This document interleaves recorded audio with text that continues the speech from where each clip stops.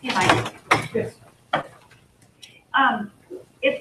If I get disconnected or you guys disconnect me or something, who should I contact via text or something? If you just shoot me a We text, get I'll- disconnected. yeah, if you can shoot me a text, I can dial your account. And is your number the 922? Or what's your number? Hold on, to make sure it's the right one. I don't remember mine. It's a 223-7422. 7422? Or you can try mine if you don't get through some, I'm right here with my phone in front of me. Okay, and I got your number, so thanks. This meeting of the Livingston City Commission is called to order. Roll call, please. Chairperson Hoagland, Yes, Commissioner Schwartz, Present. Commissioner Friedman, Present. Commissioner Sandberg, Present? Commissioner Maybe. Here. we will now have a moment of silence.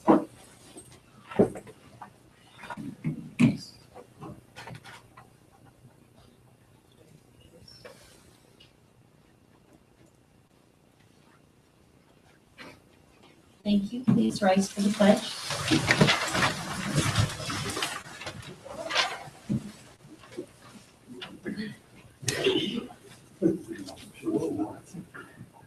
I pledge allegiance to the flag of the United States of America and to the republic for which it stands, one nation, indivisible, with liberty and justice.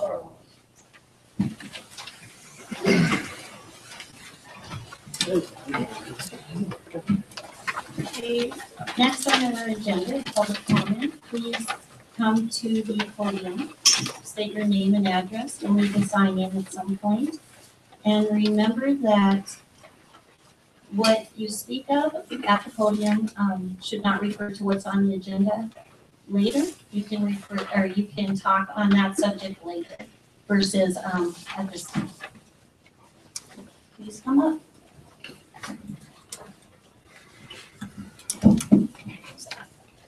Jack Luther, 104 South Fifth Street, Livingston. Just had a question for the commissioners in the city. 2 meetings ago, when you guys were discussing the possibility of the one-way, two-way street downtown, Mr. Cardos suggested that perhaps we should form a committee or a board or something to study parking downtown. And I just wondered if anything had progressed on that. Jack, we have not done anything with that yet. We're kind of waiting for the construction to get through to see if there's anything we learned through the construction process. And then once that's wrapping up here, probably in the next couple of weeks, once we get the signage up, then we'll start figuring out how we want to go forward with that. Whether we want to start with a series of public meetings or if we want to start immediately trying to recruit a board. I think we'll probably start with some just open meetings first to see who's interested, to kind of see what the process is. And then from there, we'll narrow it down to people that are really interested in committing to being on board. Great, just didn't want to follow up with anything. Thank you. And Jack, I have it on my list. We have 4 major things that we are going to be working on coming up in the next 6 months. That's one of them. Okay, great. Thank you. Any other public comment?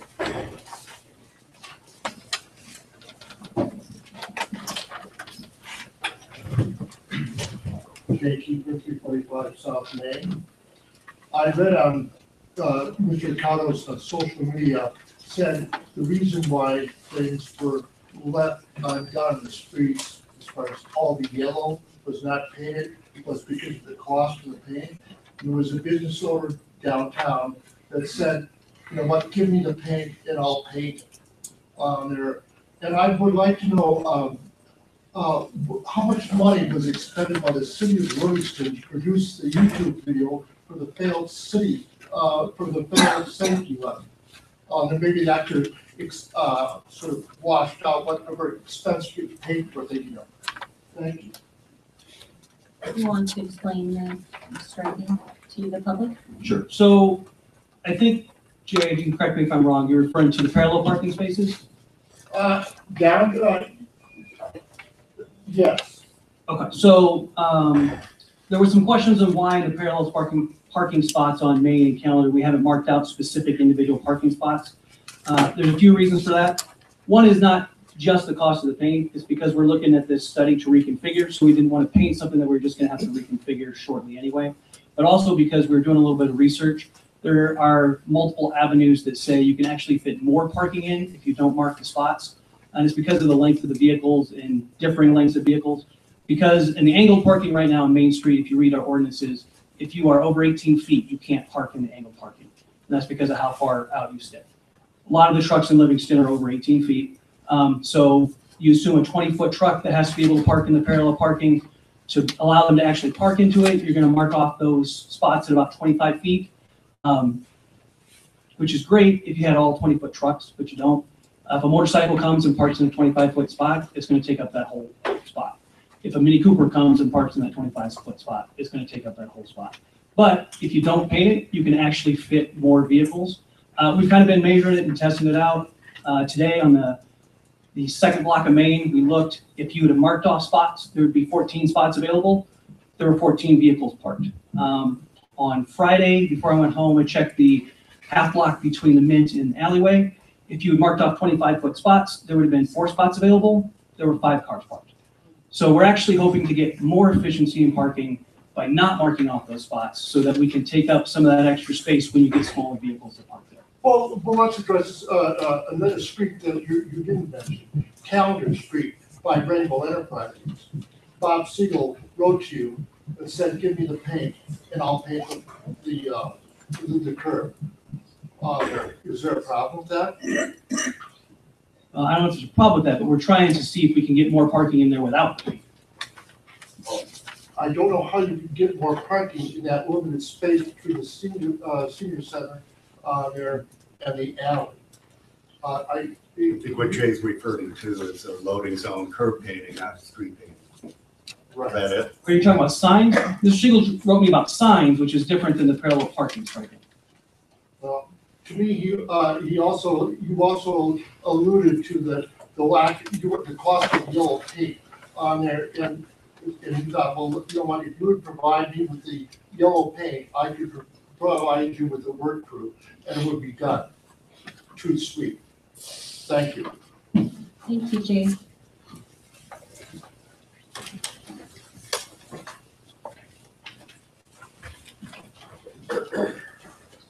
Patricia Grabo, 204 East Calendar Street. I just want to make a quick public comment.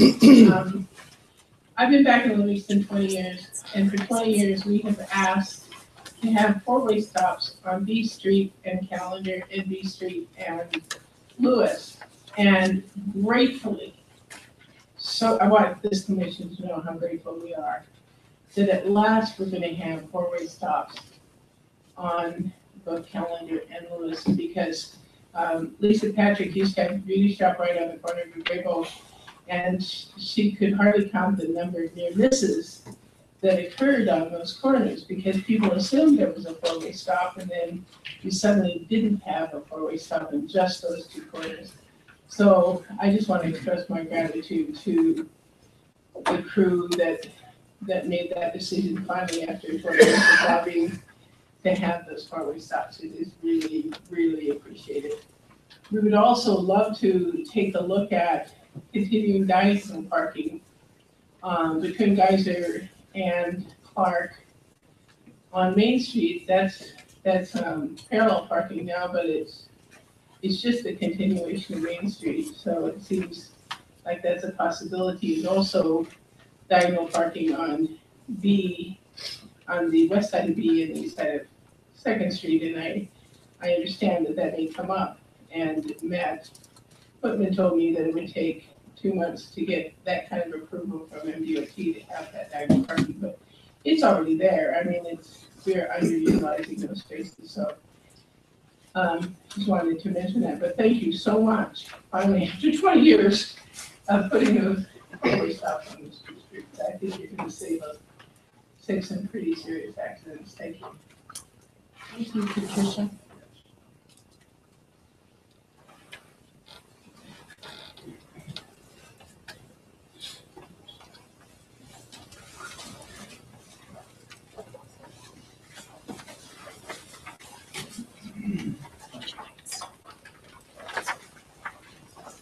My name is Justin Boyle, 254 Washington Creek Road.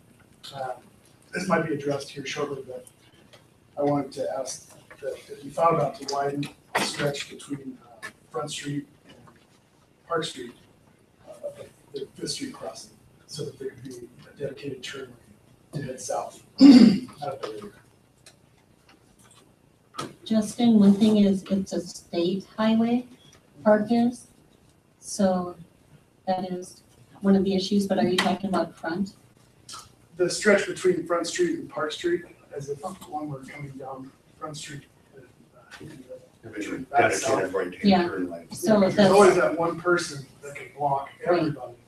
And then, I know there's not two lanes, there's enough room, but very close to it. I think you just cut out some curves and do some work. is that MRL though? Do we have to?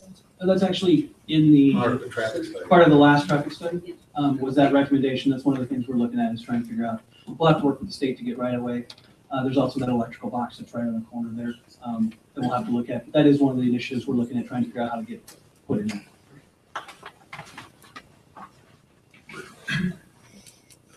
Anyone else?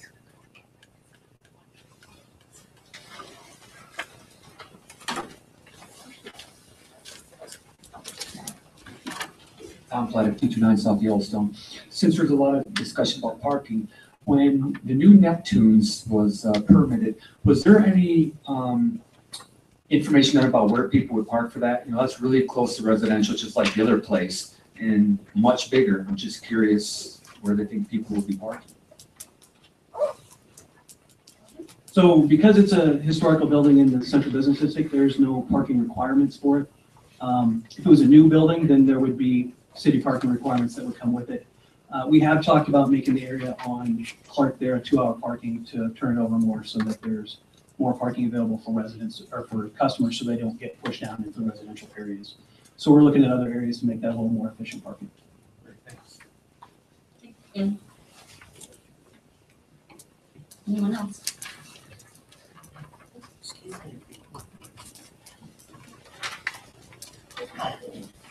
I'm Karen Kelsey, and I live at 515 North Yellowstone.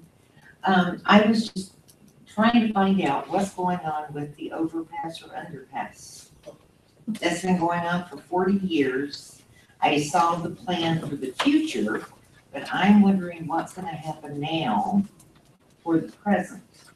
Because the road is getting so much more congested, because we live on the north side.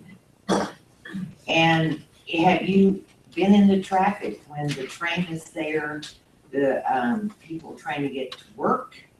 You cannot, I mean, the traffic is backed up to the other four-way stop and down, it's Gallatin, I can't remember what the name of the street is. But, I mean, it's just absurd.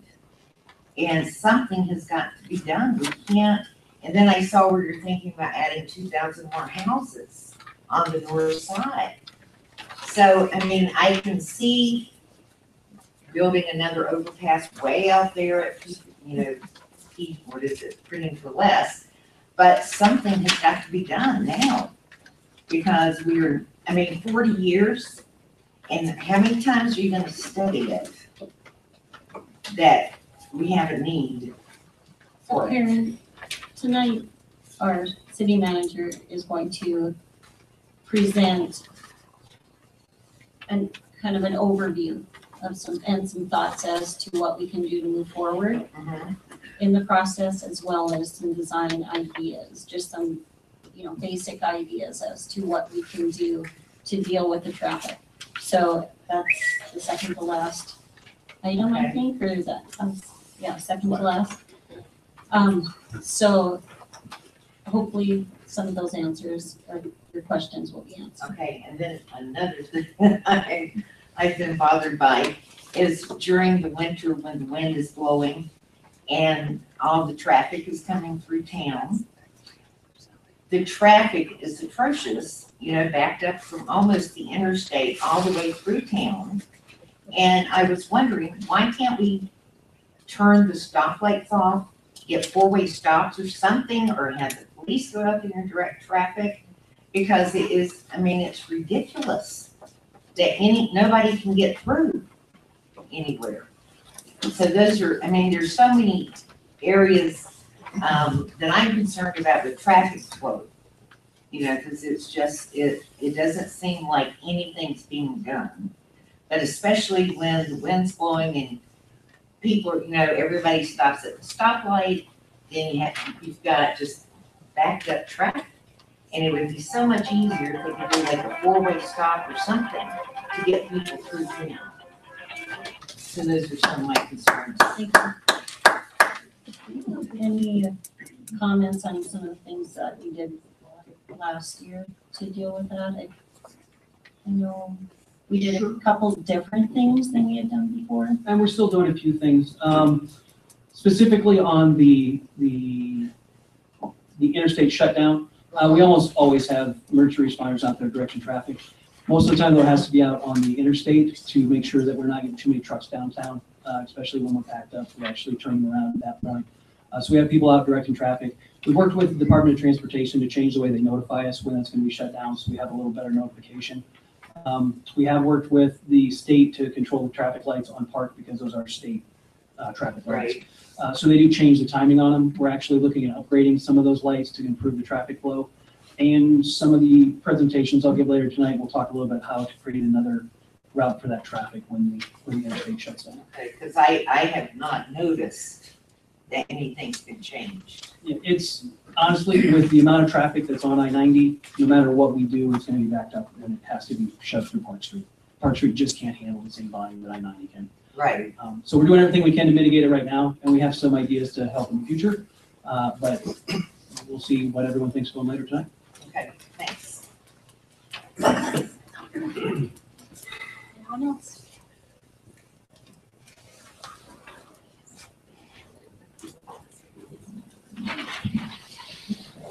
So we'll move on to our consent items. Do I have a motion by the commission on consent items A, B, and C?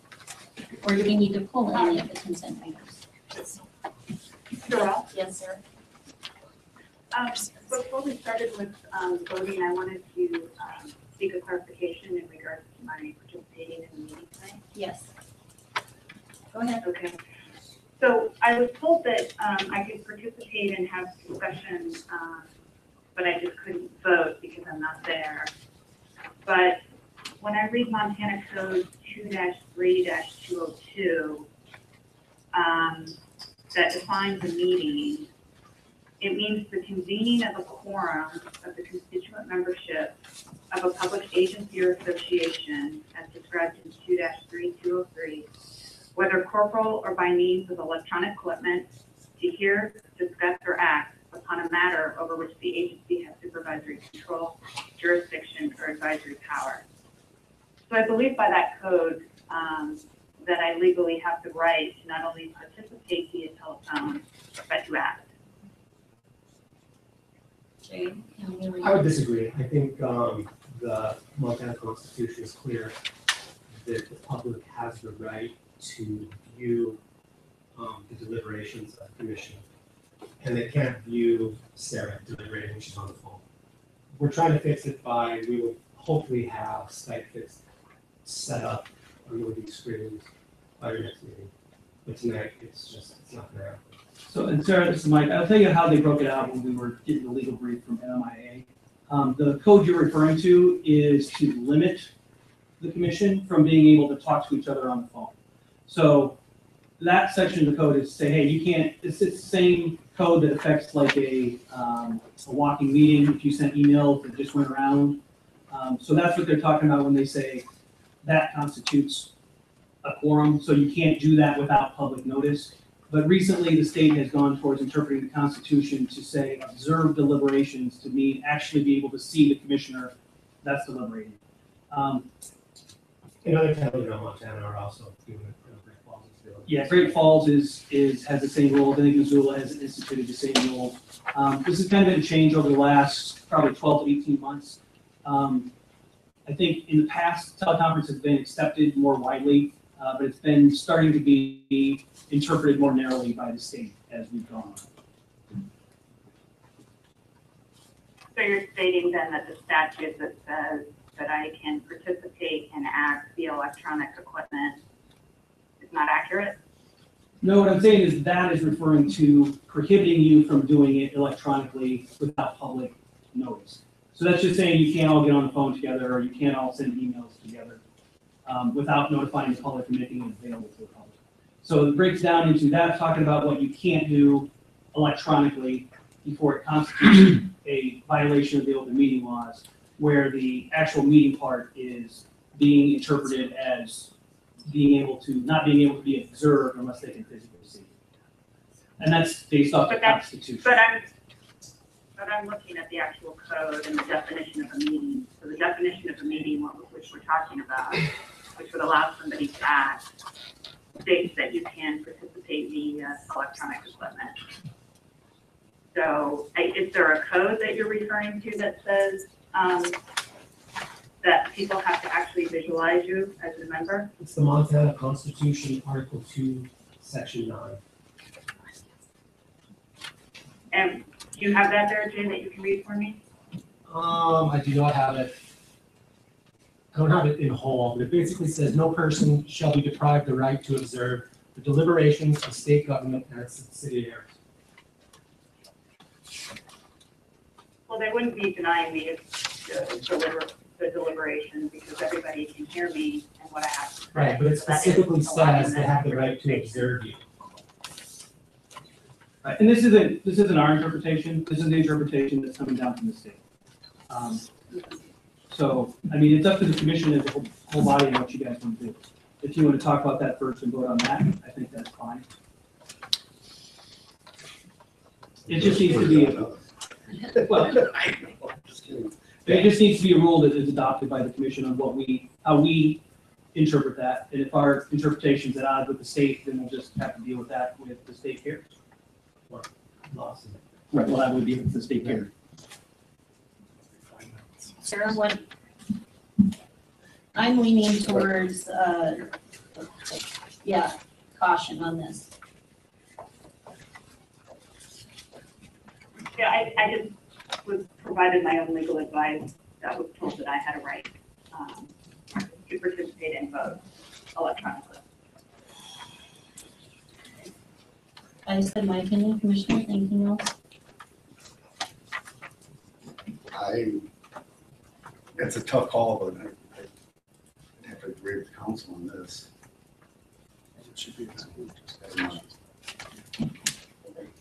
And I definitely don't know enough about it to run an opinion, so I have to rely on Jay. Anyone else? Warren? Yeah, I have to obviously rely on Jay too. He has the expertise, but I think that it would also be unfair to not let Sarah voice her opinion and vote. I think that's She can participate, but right, not but she can't vote. vote. Right, she can't do it. Right. Yeah, I think it's archaic, as well. I like to be able to vote, but myself, I don't see the problem there, but I didn't like the law either. And I'm not gonna be one to try and interpret it. What would be the worst repercussions if she was allowed to vote? If we vote on something that is, let's say the vacation, and she was the deciding vote, or even if she voted at all, they could bring a lawsuit against us for improper procedures to have that decision vacated. It would be the same thing if we voted without a quorum or if you were at a walking meeting outside. It would be a violation of the open meeting law. If if the Supreme Court agreed with the interpretation that's currently being set down by the state. I mean, this is all, I don't think any of this has been tried in court. I don't think there's any case law that supports this, so we could be groundbreaking if we wanted. But it's just a matter of where are we and how do we feel about it, and do we accept the interpretation that's been given to us, or would we like to blaze a different path?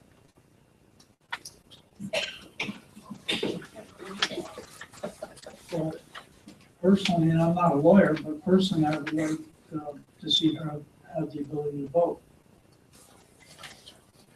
There's no lack of communication, unless there's something up on the screen that would affect the information level.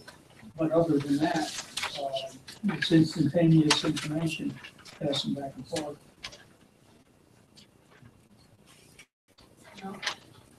No, just whatever's the right way. I mean, I don't think we're qualified.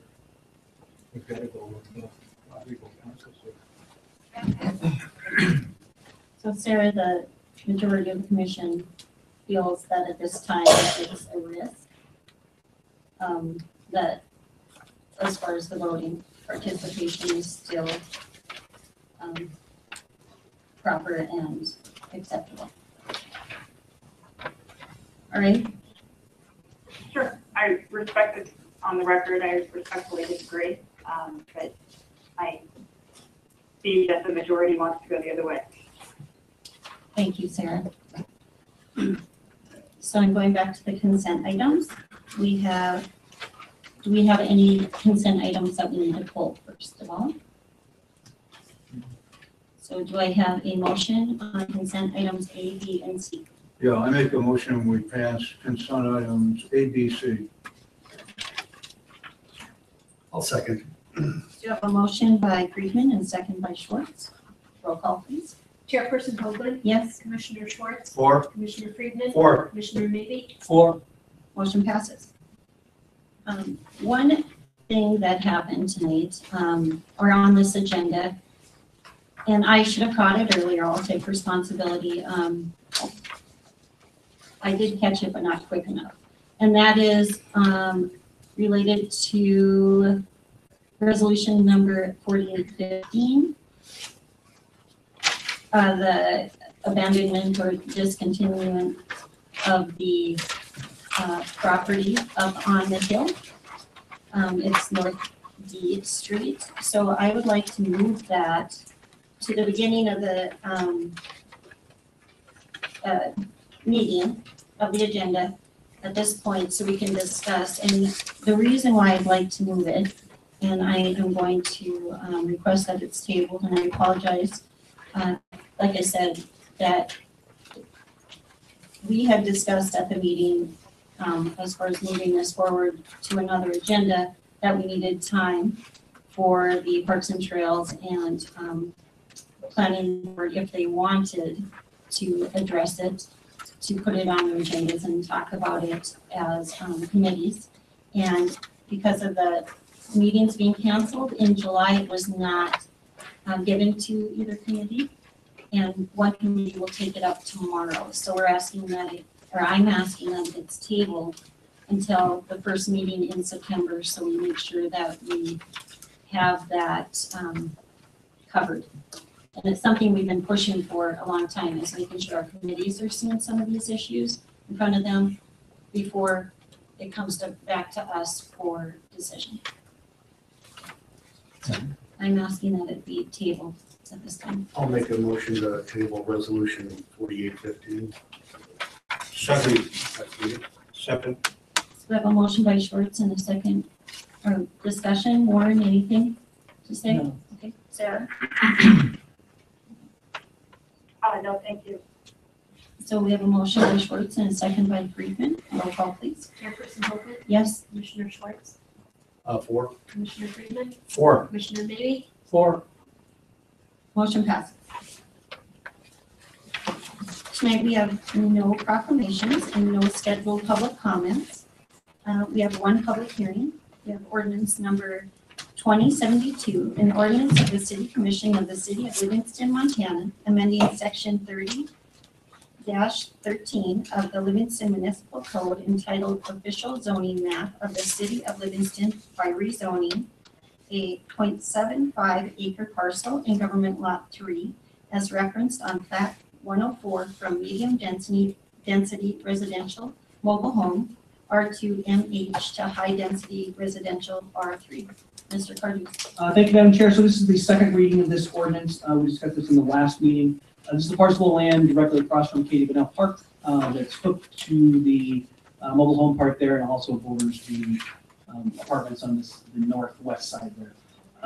They've asked for it to be rezoned from R2MH to R3. They're looking to build a high-density housing unit, kind of like the apartments that are already there. You can see it highlighted in yellow on the screen. Again, right across the road to the south there is that parking lot next to Katie Bennell Park. So that's the parcel we're talking about. Are there any additional questions from last week?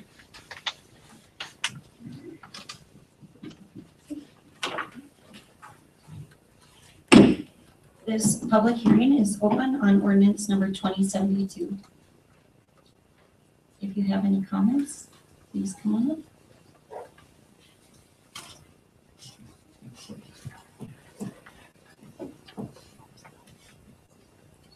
Last call, ordinance 2072.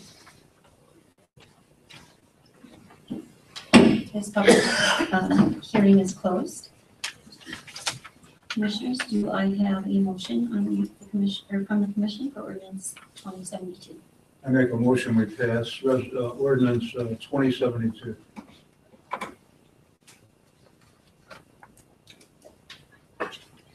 I'll second. We have a motion by Friedman and a second by Schwartz. Roll call, please. Chairperson Hoagland. Yes. Commissioner Schwartz. 4. Commissioner Friedman. 4. Commissioner Mayhew. 4. Motion passes. We have no ordinances tonight. We have three resolutions. Our first resolution is a resolution of the City Commission of the City of Livingston, Montana, of its intent to amend the budget for fiscal year 2018-2019 by making appropriation adjustments in the amount of $1,105,837 and revenue adjustments in the amount of $1,417,780. Mr. Curtis. Thank you, Madam Chair. So this resolution is basically the end-of-year budget cleanup item. It reallocates all the money into the slots where we finally were able to figure it out for the end of the year. So the total changes to line items for this is, as indicated, were $1.1 million in appropriations or in spending, and an adjustment in $1.4 million in revenue. If you look on page 42, excuse me, for the expenditure items, where those items were, where the money came for the additional spending. A lot of it was unanticipated revenues, which is reflected by the increase in revenues that we're talking about. Some of it was from fund reserves, and some from it unbudgeted revenues, which are basically money sources that come in that we weren't expecting to get any of, or unanticipated revenues, or maybe it's the other way around, it goes backwards. But one is one we didn't expect any of, and one we got more than we expected of. So that's pretty much lined out. If there's any specific questions, we can take those. Any commission comments or questions right away before I open it to the public? So we have a approximate surplus of $300,000. It's the adjustments resulted in a surplus of $300,000, yes. I don't know what the ending fund balance is on that exactly. I could get you, we can get a cash report for where we stand right now. But these are basically based off the budget, not on the cash reserve. Thank you. So I'm opening this to the public for public comment. Any public comment on resolution budget approval for the year 2018.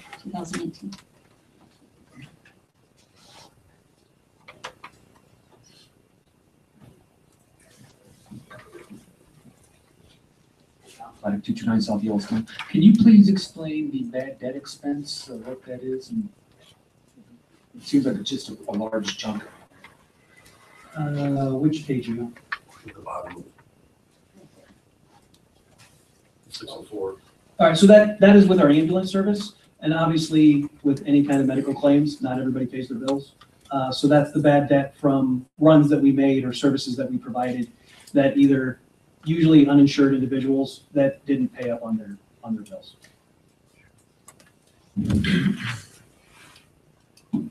Any other questions or comments?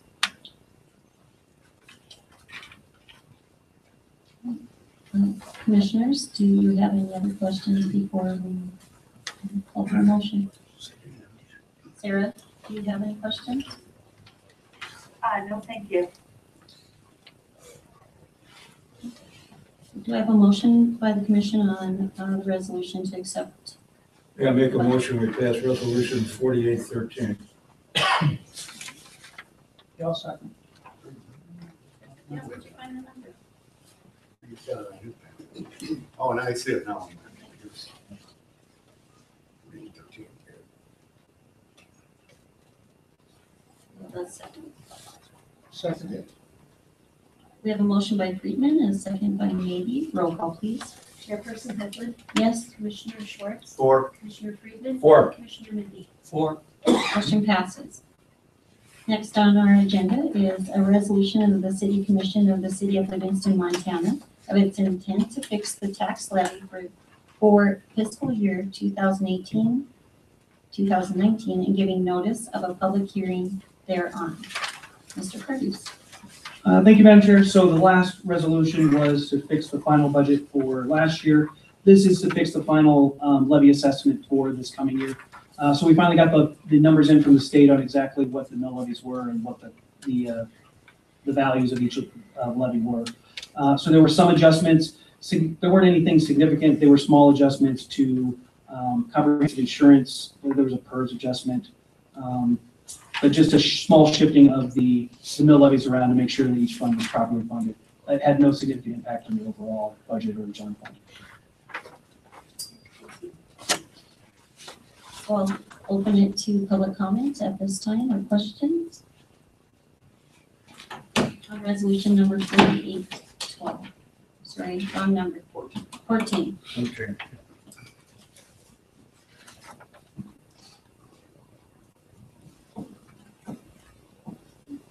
Commissioners, any questions or comments?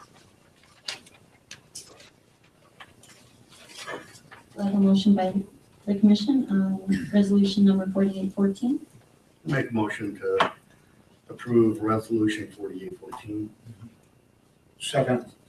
We have a motion by Schwartz and a second by Friedman. Roll call, please. Chairperson Hedlund, Yes, Commissioner Schwartz, 4. Commissioner Friedman. 4. Commissioner Mindy. 4. motion passes. Our last resolution for tonight is resolution number 4812, a resolution of the City Commission of the City of Livingston, Montana, authorizing the city manager to sign an exercise of an option to renew lease number 500,850 with Montana Rail Link Incorporated. Mr. Cardis. Thank you, Madam Chair. So this is just a renewal of an existing lease. This first lease was first signed in 1998 for 15 years. It covers the areas in the MRL right-of-ways where we have a bike path. So down by Rubber Ducky, down towards Rogers Lane there, as well as through and down by the depot. Pretty much that entire section of that bike path runs in either the right-of-way of the spur line or the main line. So this was renewed in, it's every 5 years after that. So in 2013, it was renewed for 5 years. It's coming due again this December, so this is just a request to renew it for another 5 years to allow us to continue to use that right away from MRL for our bike and pedestrian path. And then it will renew again on 2023. Yep, 5 years till 2023. Do we have any public comment on resolution number 4812? Commissioners, any questions or comments? Do I have a motion on resolution 4812? Yeah, make a motion, we pass resolution 4812. I'll second. We have a motion by Friedman and a second by Navy. Roll call, please. Chairperson Hoagland? Yes. Commissioner Schwartz? Four. Commissioner Friedman? Four. Commissioner Maybe? Four. Motion passes. On to our action items. We have two action items. First is to discuss history of separated grade crossing and discuss approve, deny north side transportation plan. Mr. Cardos. Thank you, Madam Chair. If you can find the actual PowerPoint slide there, please step forward, that would be awesome. Tonight we're going to do a little history on the separated grade crossing through the years, what we have done, what's been done officially by the city, what's been spent, and kind of where we're headed from there. As you can tell from this wonderful comic from the Enterprise earlier this year, there are a lot of people that think that the overpass is going to go on for a long, long time, whether it's an overpass or an underpass. Tonight, hopefully, we'll get some clarification, some resolution on where we've been and where we can go from here. So you go to the next slide for me. So this gives you just a quick timeline of what has gone on through the years, what's happened. This isn't everything that's done, but these are the main actions that the City Commission has taken through the years. I can see the first one was in March of 1977. At that time, a group of citizens got together a petition. They got 641 signatures, and they petitioned the commission to ask BNSF at the time to build us a underpass at Star Road. That was voted on by the commission and approved, and we asked BNSF to build an underpass at Star Road, and they said no. And that was pretty much it at that point. You can see we kind of time warp there into the future. So that was about 41 years ago. Now we can fast forward up to 1995. This is the first time it's really mentioned again in any of the city documents. At this point, we passed a master plan. Today you'd call that a growth policy, but in 1995 terms, that was considered a master plan. And there was a paragraph under transportation that mentioned we needed an underpass at Star Road. No action was taken, but the need was identified again. Then in 2004, when we changed our master plan into a growth policy, that paragraph remained pretty much unchanged in the new growth policy in 2004. And again, it said we need an underpass at Star Road. So still an identified need. We're now 37 years, no, not quite, 27 years from where we started. We still know there's a need. Then we took probably the biggest step we've taken in the history of the separated grade crossing, and that was in April 2008, when we did go out for a mill levy for planning funds. At that time, I'm not sure how it was put forward in the community, but we got $650,000 in a mill levy to create planning documents. That was in April of 2008. So really until April of 2008, the only effort we expanded was to send a letter to BNSF to ask and to put it in our plans and say, hey, we should look at this. But then at this point, the community got behind a mill levy. We had $650,000. So now you can see things pick up a little bit.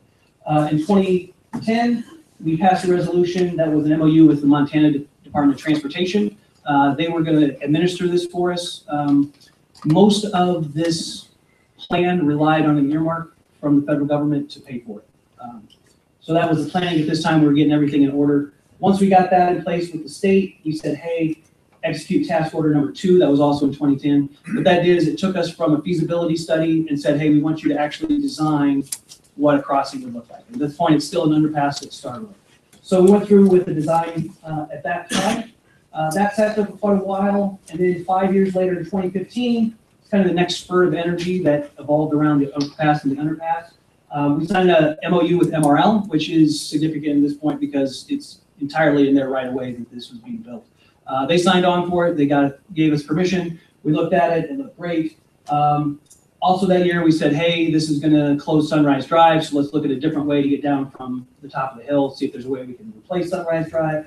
And then we also signed a buy agreement for that small piece of land right there at the corner of Star and Front, which we were going to need to basically adjust the road that would go through that property and then down through the underpass.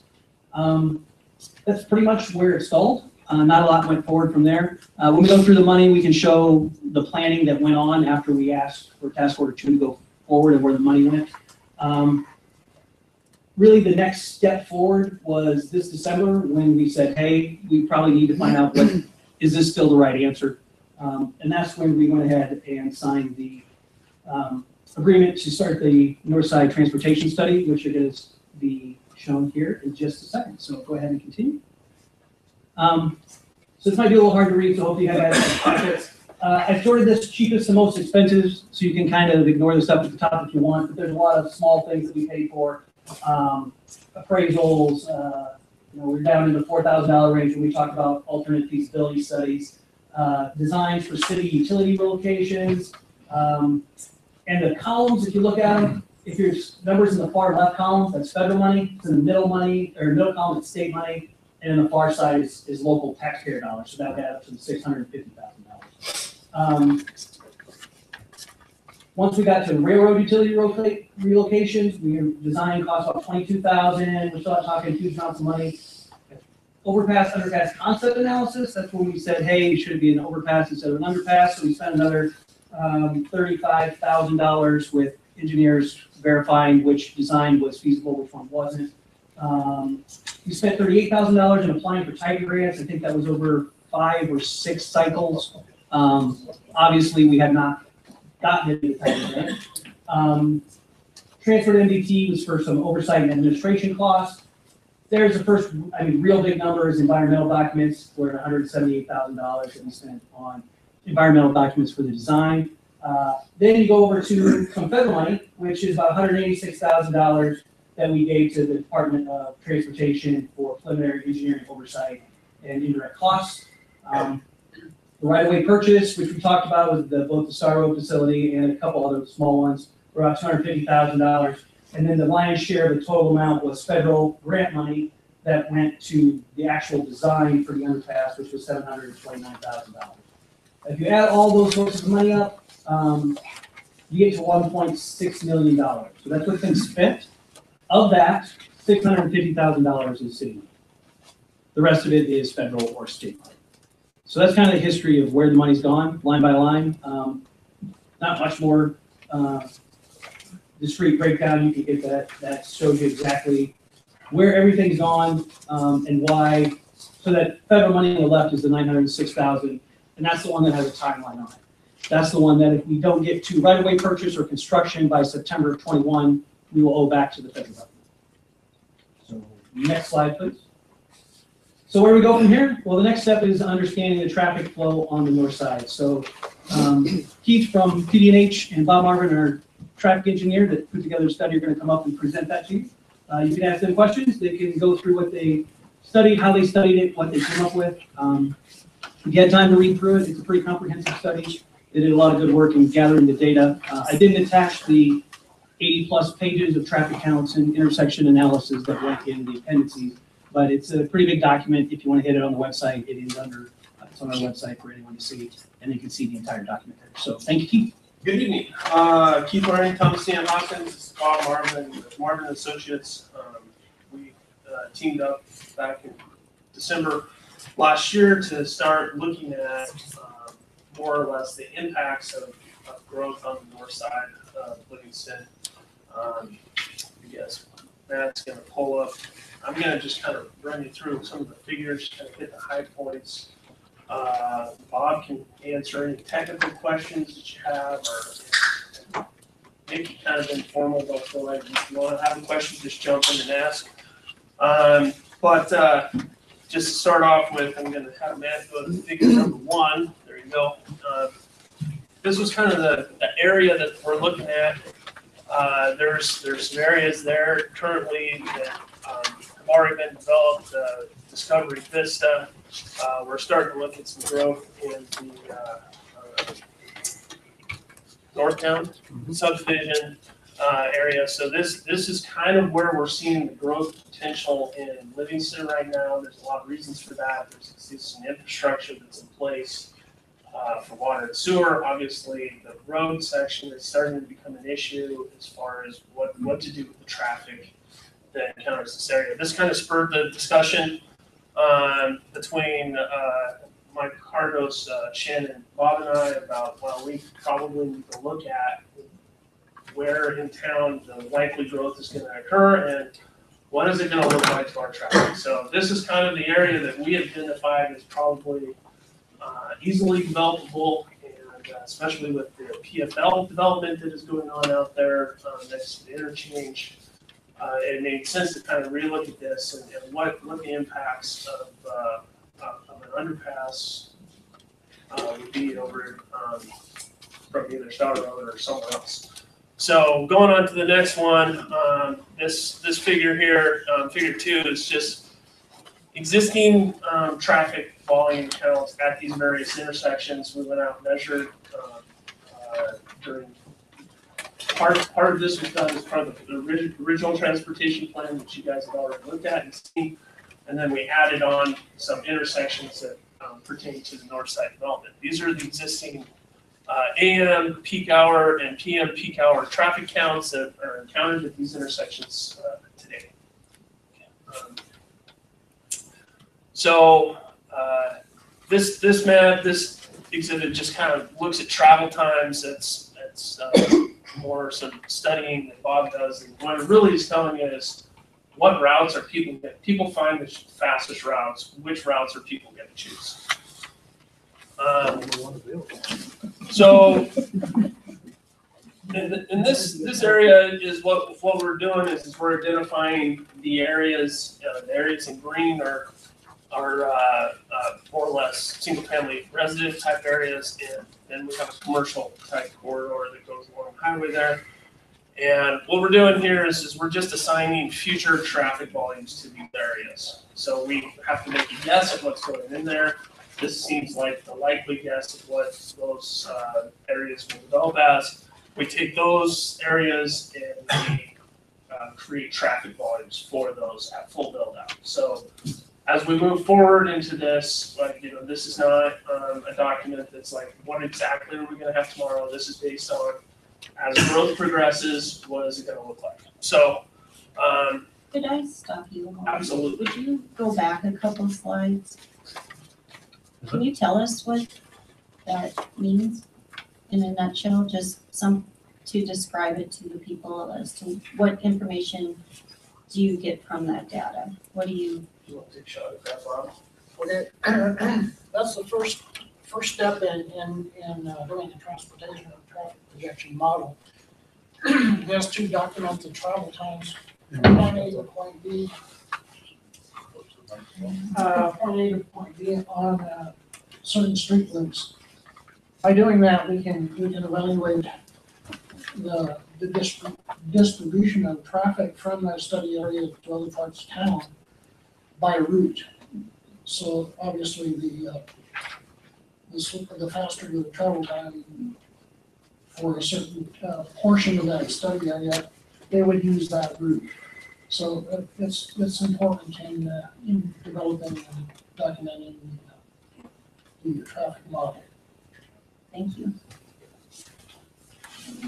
Is there any studying to do maybe 2 underpasses or overpasses with the growth that we're anticipating? It seems like it could be reasonable to have that one plus the one at some. Could you hold your question toward until? Sure. I thought he said it was going to be an informal thing and just ask questions. I think it's informal for us. Oh. Excuse me. Okay. Let's get to the next slide. This slide just represents the kind of the current developed area and where the people from those areas are going currently. So that's one of the starting spots for Bob's model, correct? Yeah. Slip it up a little. Not exactly. We defined all of the areas that could develop potentially, which is the light blue area. And we picked the centroid of that area, and from existing traffic volumes and some algorithms we used, we determined the travel desires of people in that area. If you can see to the west on I-90, it's approximately 15% of the existing traffic would go to that area. About 31% would go south on US 89, etc. About 52% of all traffic would want to go downtown. So this is the next step in determining the traffic projections. Can I ask a question on that? When you say that, are you like saying for the entire day or Hold like? on, 1 second. Sorry. Yes, Sarah? Yeah, can you have, Keith and Bob, me and anyone else who might be doing this electronically, and listening in, the page of the, document or the figure they're referring to when they speak to a slide, please? Oh, sure, sorry about that, Sarah. We're currently on, page 15. 90. No. Figure 5. Page 90 of the packet, page 15 of the study, and figure 5. We definitely Thank you. want your feedback, public, because I know a lot of you are here to see this presentation and to discuss. But if we can get through it and then save your questions till the end, that'd be great.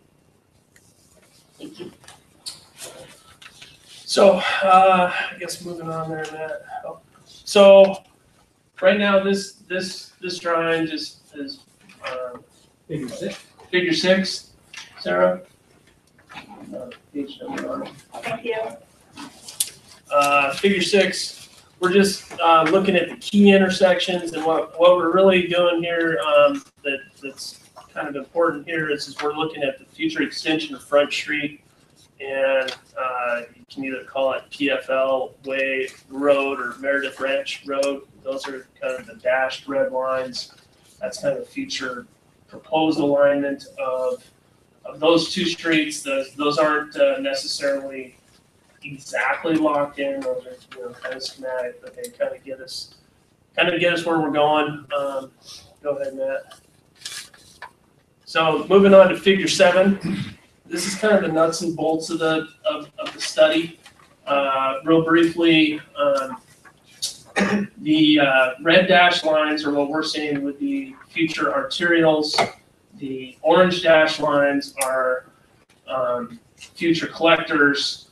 The turquoise dash lines are future local streets, and those are kind of the nuts and bolts of the future developed area. And so what we're trying to do is we're trying to say that this is the backbone that you would need to move the traffic if these areas that we had anticipated would develop, get the full development, you would need these roads.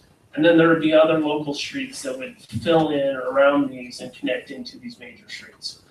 And one of the reasons you do a transportation plan like this is so that when somebody comes in to develop, you can say, look, this is where we have a planned arterial street. You have to build this arterial street because arterial streets are different than local streets, which are different than collector streets. So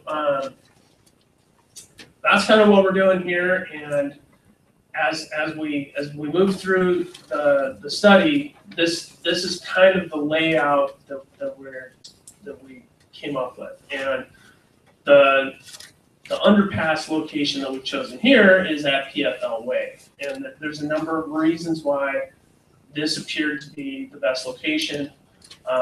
You have the corner coming off the interchange. You have to have sight distance off that corner to be able to have a crossing, a 90-degree crossing into the highway. If you go out and you look at that location, at PFL Way, you look towards the railroad tracks, you'll notice that the highway grade is significantly lower than the railroad grade. This would reduce the cost of punching a hole underneath the railroad. One of the problems with the Star Road location was the vast amount of cost you're going to have to lowering the highway to come down, so we can get down low enough so that you can go underneath the road. The other thing that as we were looking at this study was that the Star location, if initially would work pretty good.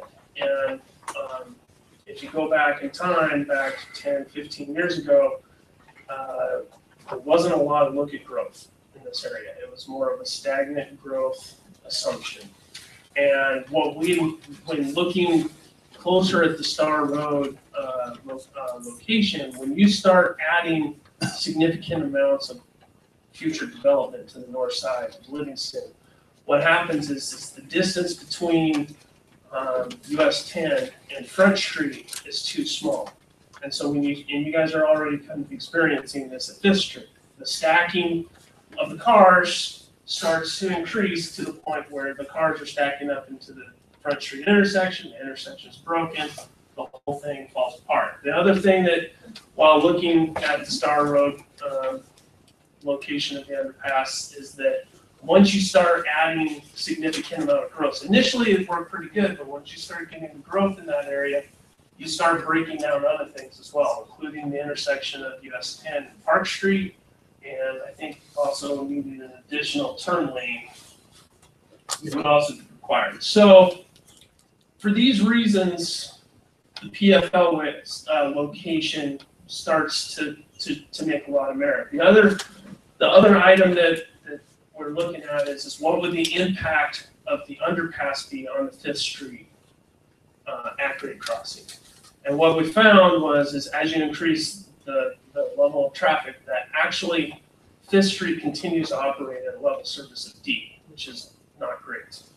But it didn't matter which location we put the underpass at, whether it's at the Star location or if it's at the PFL way, both of those still result in a level of service of D at the 5th Street grade crossing. Now, a lot of that is tied to the fact that Front Street is so close to Park Street. Right? Did I do that right? Okay.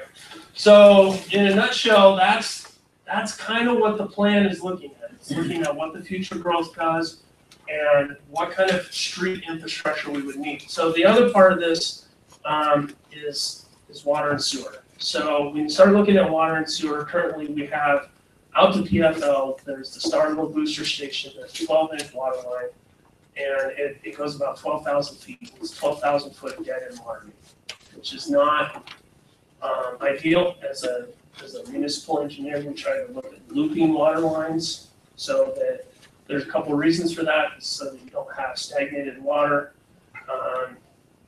If you go on these long distances, you get chlorine. By the time you get to the end, it's hard to maintain your chlorine residuals in your water. So we like to loop these lines. And the other thing that we could do is if we do have a water line that runs down Front Street and then crosses under the railroad at the underpass at TFL Way, we would effectively loop that one.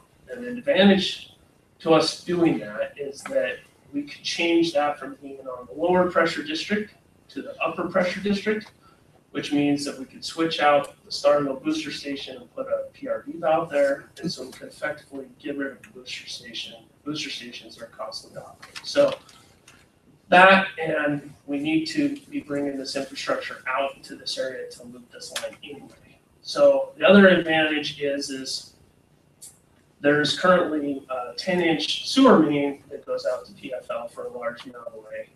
And there's a couple small 8-inch chunks that would ultimately have to be upgraded, but versus the future development going through a network of 2 small pipes and having to constantly upsize pipes, we have a better route for the sewer to go from this side if we punched it underneath the PFL way there. So that being all said, I think those are kind of the high points. I ran through them really fast. Like I said, Bob has a super good handle on the nitty gritty of the technical calculations. If anybody has any questions about that, we're also willing to field any other questions. Thank you. And Michael, do you have anything to add before we start our discussion? No, I would just say that, remember that this discussion is just on this study. It's not on the funding or the cost or whether it should be underpass or overpass. Honestly, as far as the study is concerned, it's agnostic to an overpass, underpass. It seems to make sense there because of the grade, but if for some reason an overpass would make more sense, the traffic study doesn't care, as long as it's a separated grade crossing.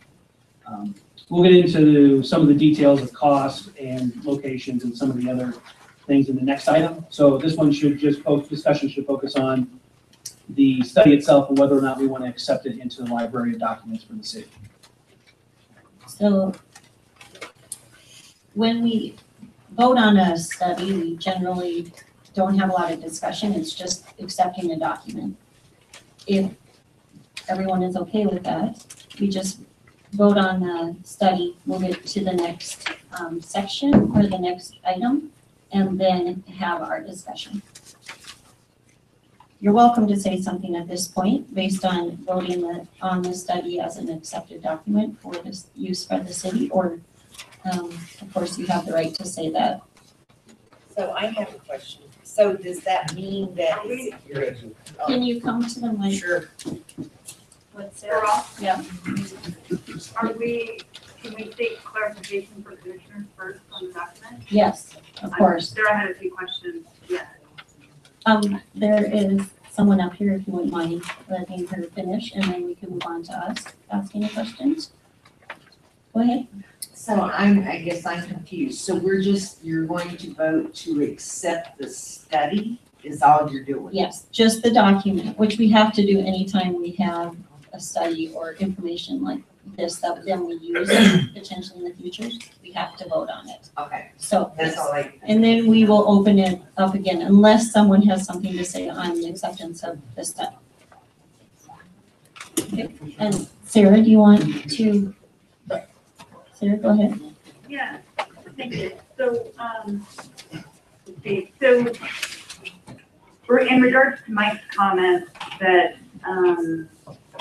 it's just a document and an overpass or underpass is irrelevant. My concern is the document specifically states underpass, well, that's what's in the study. So if it was irrelevant, I'm not sure why it wasn't then in the report stated as a crossing and not, delineated the difference. Because my concern would be by adopting the study, we're adopting an underpass, because that's what the study says. Sarah, it's Mike. If you want to, we can just change that wording in the final draft. We can just change it to separated grade crossing. Okay. Is that acceptable? Well, for me, yes. And then the other question I had was, so there were a lot of projections in the study based on future growth and numbers with number of houses in this area. And I'd just like to understand a little bit more who and how those projections were calculated for the study. I can answer that. Sarah, what we did is we're just looking at kind of to be honest with you, what we did is we just went down to the commercial corridor around US 10 and where we're seeing commercial development. And we said that would probably continue, and the same thing with the residential development, that it would kind of continue the same pattern that we've seen to date.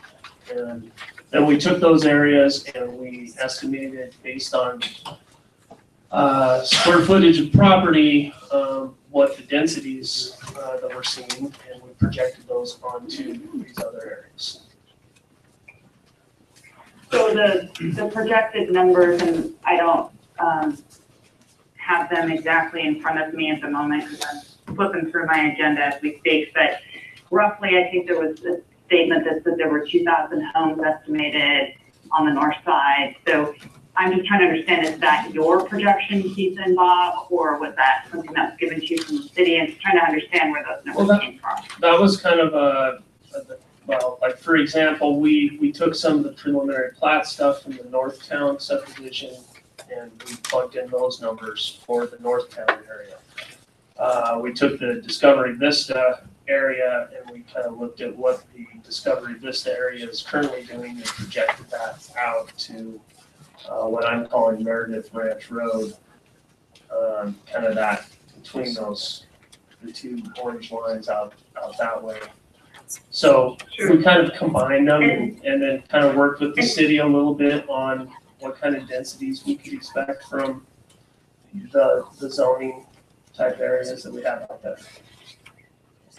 So it wasn't, I'm just trying to understand, was it based on the last 10 years? We really haven't seen a huge amount of growth, but is it, the average over the last 10 years and those figures were used to predict the 2000? I realize you predicted it. I'm just wondering what were the factors you used to predict it? It wasn't based on time. It was based on area and kind of what the existing densities we're seeing. So we projected out those densities and said that at full build out, this is what it would look like.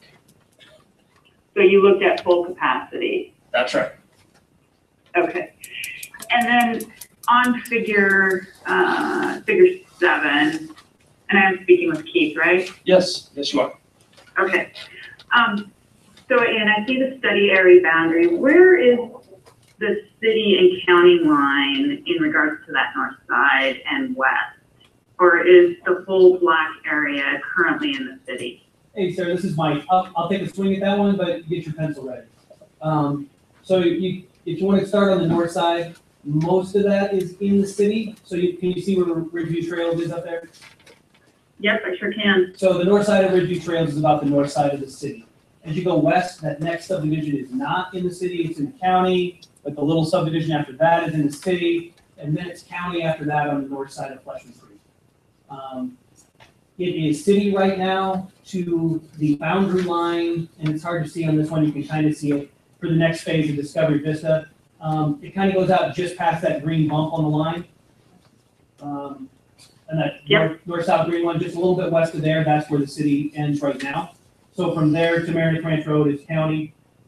Everything on the south side of that Front Street extension is currently county, I believe. Is that right, Jim? Yes. Yeah. And then on the south side of 10, the Jessen property on the far west of Highway 10 there is in the city. The PFL property obviously is in the city. And then from the truck stop in to, it varies, but into just a couple blocks off of Park is county. Okay. So there's a big assumption then with some of this north and west side and a little bit as well on the Highway 10 east of an annexation at some point. Yeah, either annexation or even if the growth continued in the county, it's going to be accounted for. But if that growth happened, it would most likely have to be. I didn't hear. But if it was county, the density is going to be considerably less. It would be different. Yes. Yeah. So the projections then, just so I have a clear understanding, is basically looking at this area, proposed annexation to the city with a proposed max out of building capacity. I would say more if all that was annexed and built to capacity, then yes, that's what the projections are based on. Okay. And so this then was given to Keith and Bob prior to them doing their analysis then of what we would need, right? Yeah, we worked through with them. You kind of give them, okay. So that kind of leads me to my next question then on page 80, page 84 of the agenda. So in the projections, it specifically then states having residential at TFL. And I'm wondering how that information for residential would have been given to Keith and Bob, considering at the time we gave them direction for the study, it was light industrial and housing was not allowed. So sure, it almost sounds as though somebody knew something about potential residential before the rest of us.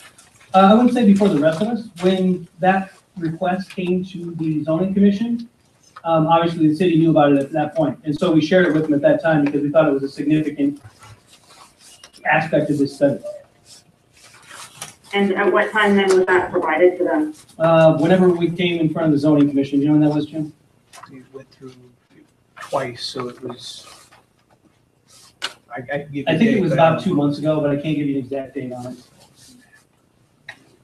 Because I would think for them to do a thorough study, they would have had to have known that. I would assume, I mean, they've been working on this for what, 6 or 9 months, that that would have, you're telling me then they basically had to redo everything because they got late information that that could potentially be residential? No, they didn't have to redo everything. Most of the study wasn't based on the projections.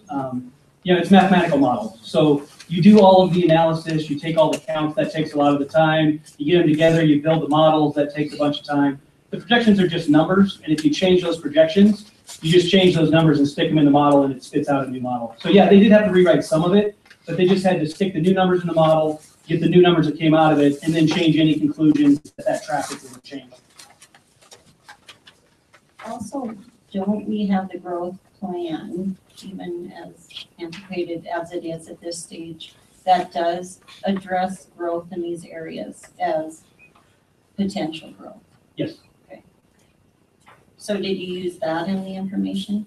The growth policy went into it, all past studies went into it, any information we had that would affect that area, any subdivision proposals that were out there, even if they weren't approved yet, we put those forward because it gave us a good idea of what people wanted to, or were at least thinking about developing in those areas.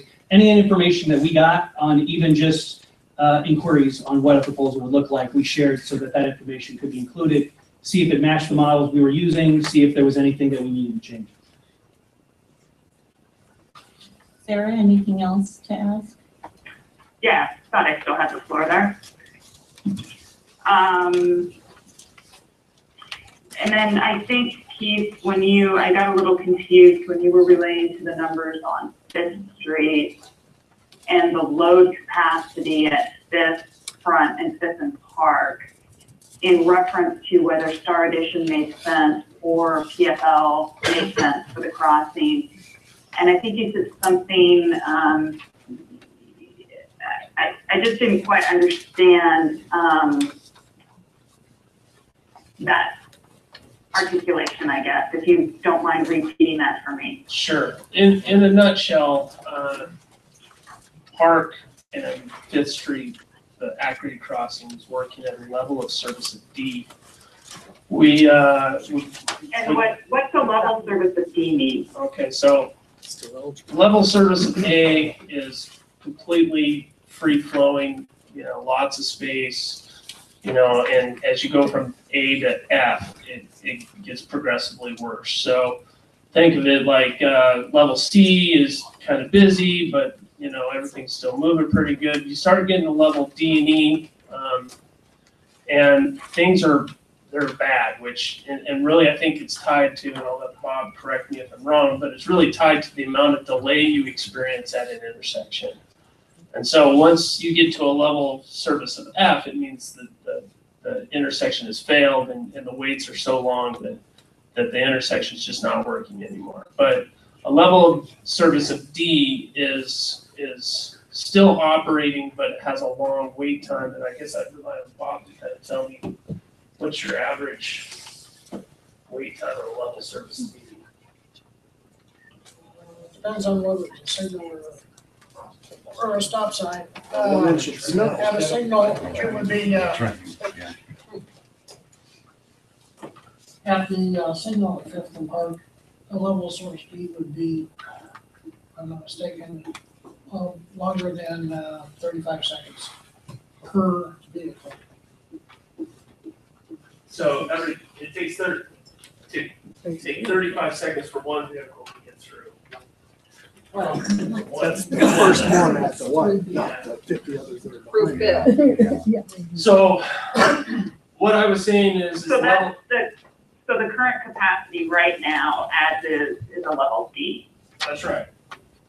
Okay, So all right, thank you, and I'll now let you finish. so level of service D is what it's operating at right now, and what the studies look at is based on where Star Road is versus and where PFL is. Neither one of those underpasses significantly increased the level of service at Park and Fifth. So what that's saying is by putting in the underpass at Star, it didn't fix the congestion problem at Fifth and Park. Neither does putting the underpass in at the PFL location. And what people tend to do is as you start getting the level of service D, people start driving out of their way to avoid that intersection. So they might go to the underpass at Main Street or B Street, or they might drive all the way to Bennett, or they might drive all the way to one of these other ones. But the level of service of D with the growth, it doesn't, as it continues to grow, it doesn't noticeably change the effect on Park and Fifth. It just kind of sits there limping along. So this is Mike again. I just want to throw out there that's with full growth. That's with that full build out. So with full build out. Oh, go ahead. So I just want to make sure I'm understanding. So currently we're at a level D at Fifth, which I know doesn't make our constituents very happy that live on the north side of the hill. So if we are predicting full future growth, and have a crossing somewhere, either Star or PFL, it doesn't anticipate, obviously people will use that, but it will not change the status on Fifth to D. So you're kind of saying D is as good as it's gonna get on Fifth. With full growth. With full growth. Right, so if you didn't have an underpass, obviously D wouldn't stay at D.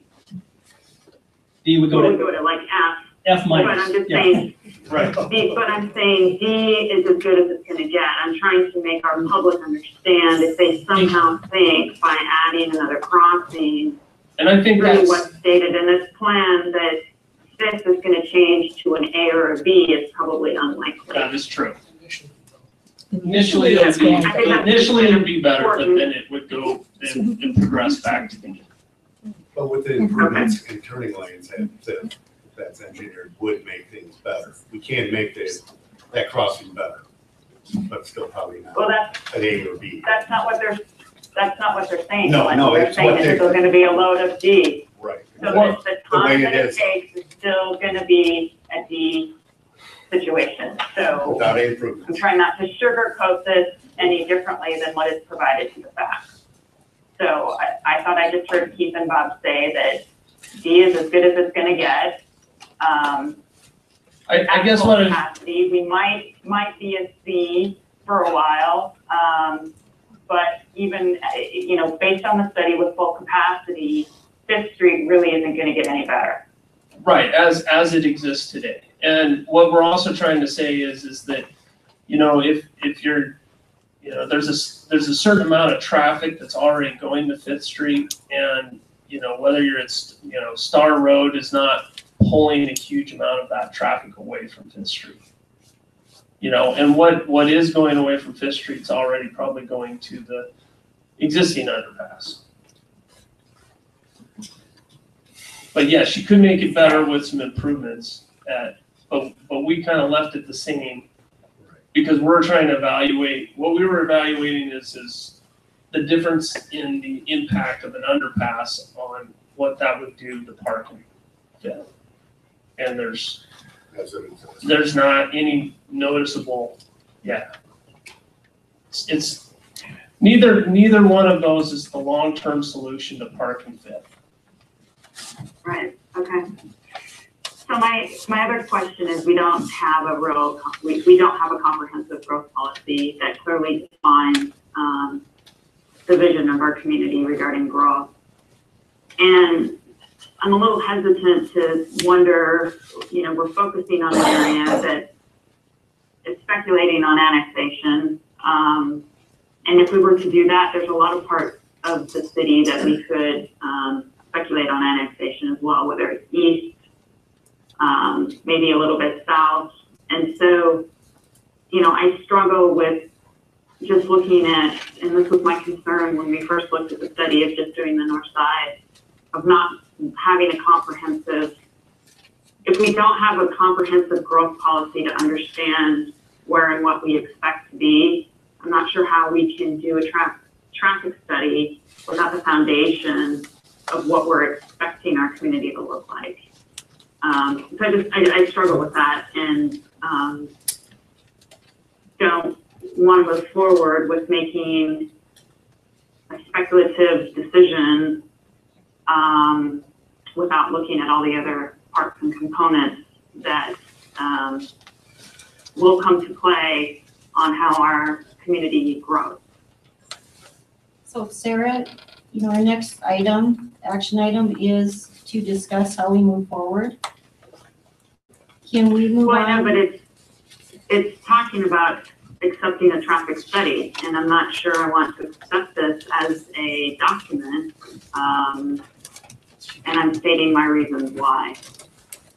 Well, and I see this as a different document. A study is like the information that we can use if we want. An engineering study where it's like the engineering for a new crossing, if we accept that, that's what we are building. Yeah, I think, So this is more an information, this is one of the possibilities that it's researched, and then how far we go with this.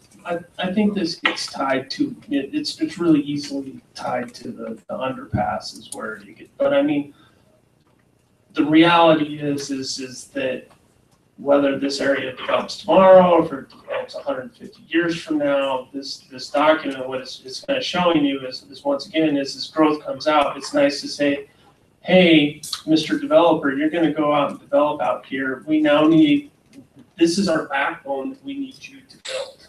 So, you know, I would hesitate to just get overly, you know, sucked into just the underpass or separated grade crossing discussion, because I mean, while a big component of that, it's also saying, look, you know, as people come in, if you don't have a document in place that says you need to build this road and this infrastructure here, then what you do is you end up getting, you know, maybe we need a 12 or a 14-inch water line, somebody puts in an 8-inch water line, then the next person comes in, and now they have to go back and resize the smaller water line. It's the same thing with streets, you know, and so what you want to do is you want to have the area figured out so that you can. But I have not hung up on I don't believe I said anything about overpass or underpass, except for just clarification of why it was in the document. So that was my only statement there. Oh, I didn't. But what you're referring to that I agree with is more of a growth policy, which to me, this would supplement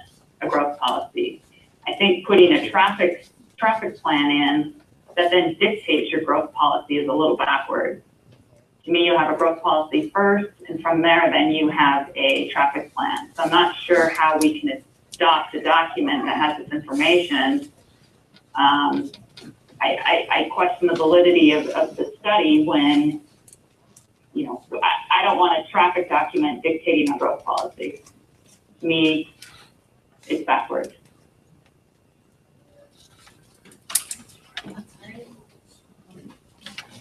So we're at the stage of accepting this, transportation plan or not. Are you taking So any do other you- comments? Do we want to, and I presented it earlier to everyone. Does anyone want to make comment on just acceptance of the transportation plan or not? Depending on what the commission votes on, or do you want to wait to discuss the issues and your concerns at the separated grade crossing way forward section of the action items? So it's up to you, and I presented it to the public. So if you have a question or a comment or concern on the transportation, acceptance of the transportation study, now that's the focus of this at this time. Come on up.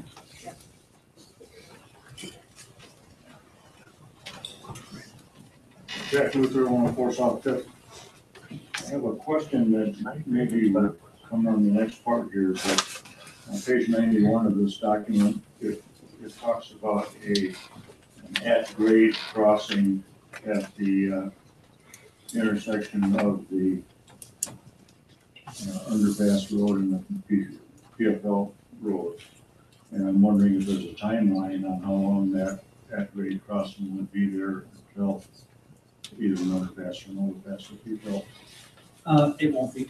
That is as far as the traffic plan we're considered, that would be the preferable way, because you could build a road, you could get a crossing in. MRL is not going to allow an at-grade crossing. My second comment would be, as long as we're talking about, on that page where it mentions an underpass, also including an overpass. In May of 2017, Mr. Cardos presented a plan very similar to this, where he labeled that connector road between the PFL intersection of Highway 10 and the Meredith Ranch Road as Meredith Ranch Road. And I would like to see that changed in this document, get rid of that underpass road and make it Meredith Ranch Road.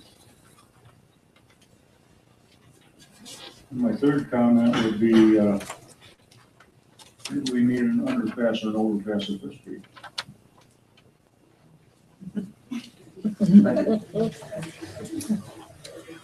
Thank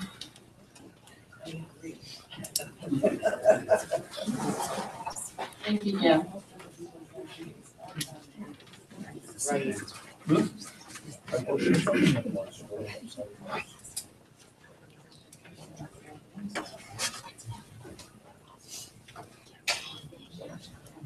I'm Vuko Voyage. I'm resident on the Voyage Place. I'm also legal counsel for the heirs of Lewis Voyage, who passed away in 1940, and I represent all the family members who have an interest in our family property. And thank you, Commissioner Sandberg, for some very intelligent questions. The question that I have a difficulty with this plan is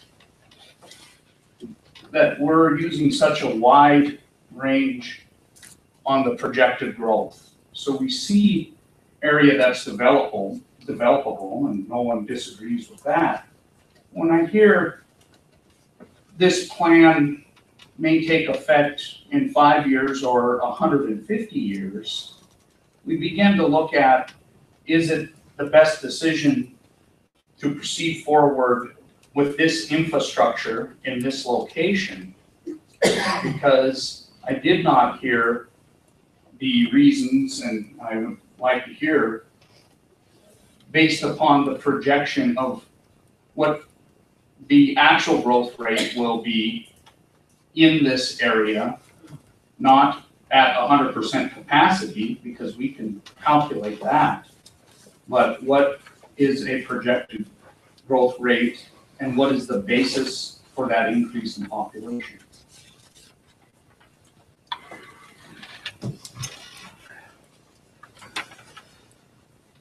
I guess it's agreed that we base this on 100% development of the area. And what we did in outlining the street structure within the study area, we used common transportation planning criteria in locating arterials about 1 mile apart and collectors about a half mile apart, and feeder streets, local streets, separated from the arterial collector intersections by at least 600 feet. So what we did was provide the backbone of a future transportation system if that entire area were fully developed. Now, 20 years ago, we would have said projections for Livingston for the transportation plan would have been about less than 1% annual growth. When we looked at the Star Road underpass, we didn't see any real growth in the north side area,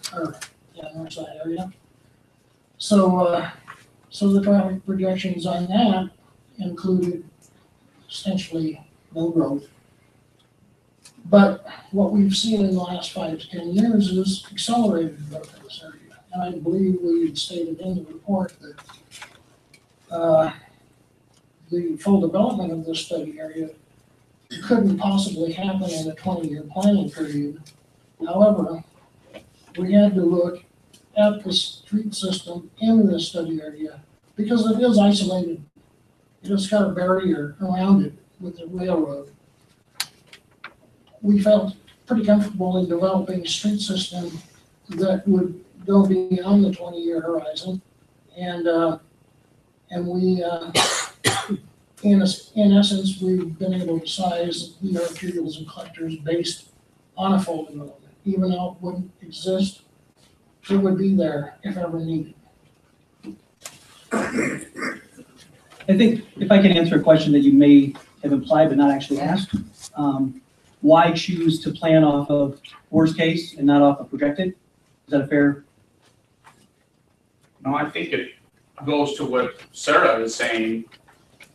Why are we projecting growth based on a traffic plan? And what is that? And what are we basing that projected growth off? I mean, Livingston can state that we've experienced a lot of growth within the city, but I think it would be dishonest if any other city were to say they're experiencing a lot of growth and their population is less than it was in 1960. That's Livingston. So we're just kind of getting back to where we were 55 years ago. Was there a problem at Fifth Street 55 years ago? I'm only 51, so I I think living and traffic patterns have changed significantly over that time period. And I think this is really the key to this is, do we need this underpass right now, right there? I would say the answer is probably not. But we have one shot to build this. The last underpass was put in 1927. You get a project like this in Livingston probably once every 60 years at best. So you better build it for what could happen in the next 60 years. If it doesn't happen, I mean, we can hold off with this plan. If we accept this plan, we don't have to build the underpass. We could build just the Front Street extension. We don't have to build any of them. But we do know that if we're gonna go forward, we might as well put in the infrastructure that would support whatever growth would happen. Because what we don't want to end up with is another underpass that has to jog over a block to come up because nobody can get through the light of B Street because there's not enough room between the underpass and the street. So yes, everyone's absolutely right. These growth projections are not based on actual growth projections right now. They're based on what could happen because we want to make sure whatever we do lasts for whatever happens in the next 50 to 70 to 100 years. And that was the answer to my question, so thank you. Thank you. Hi, my name is Brian Conklin, 309 South Yellowstone Street. Could you go to figure 5, please? I just had a question, make sure I understood what this was saying.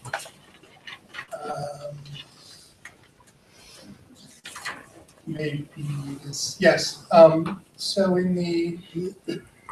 so if I'm reading this correctly, it's saying that at 100% growth state, we are expecting approximately 80, let's see if I take, excuse me.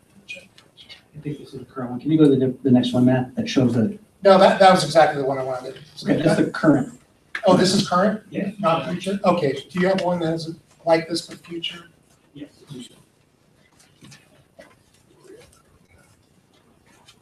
There's another one just like that. Figure 8, man. There you go. No, keep going, figure 8, past figure 7. There you go. So this is the one with the projected future growth areas. There we go. So, try to read that number, is that a 6? So I'm curious how we came up with the assumptions for these growth numbers. And I guess the one that I'm most concerned about was the 16% headed toward Bozeman. If we do build out quite a bit in this area, and if current trends go as they do, most driving is probably commuter traffic to and from work. We're kind of implying that possibly only 16% of this new development of people would be commuting to Bozeman instead of staying in town. That being said, with the emphasis being more in town, either downtown or down south of 89, I'm wondering if the study somewhere, and I have not read it, if the study did look at other areas of opportunity, such as one gentleman brought up, underpass 5th, Main, or other alternatives more east that may be more accessible to the place where people are going. And if ambulatory service is such a concern, making sure that we have more arteries toward the new hospital. Thank you, Brian. So a lot of that was looked at. As far as towards the new hospital goes, that's an exceptionally hard question. Although we actually have started talks with the state to see what it would take to replace the bridge at Mayor's Landing, just as a curiosity question. Because we're looking at, hey, if that developed fully, what would we do out there? But that's a 30, 40, 60, 70-year project. But yes, the projections are basically based on current habit patterns and what happens. You could see a slightly higher percentage than that go out west. But hopefully, with the expansion of PFL, we continue to see more people coming in that area. It's hard to project exactly where people are going to go, but this is the best we could come up with, which isn't bad. 16% is good, but you'll see when we talk about, we're talking about just a study right now, but when we talk about, do we want to go forward? There's some other reasons why this location is useful. Some of it's, we'll get into that next one. But yes, we did look at all that kind of stuff. And right now, the west side, the northwest side, the projected subdivisions there, for building permits, there's a lot of activity.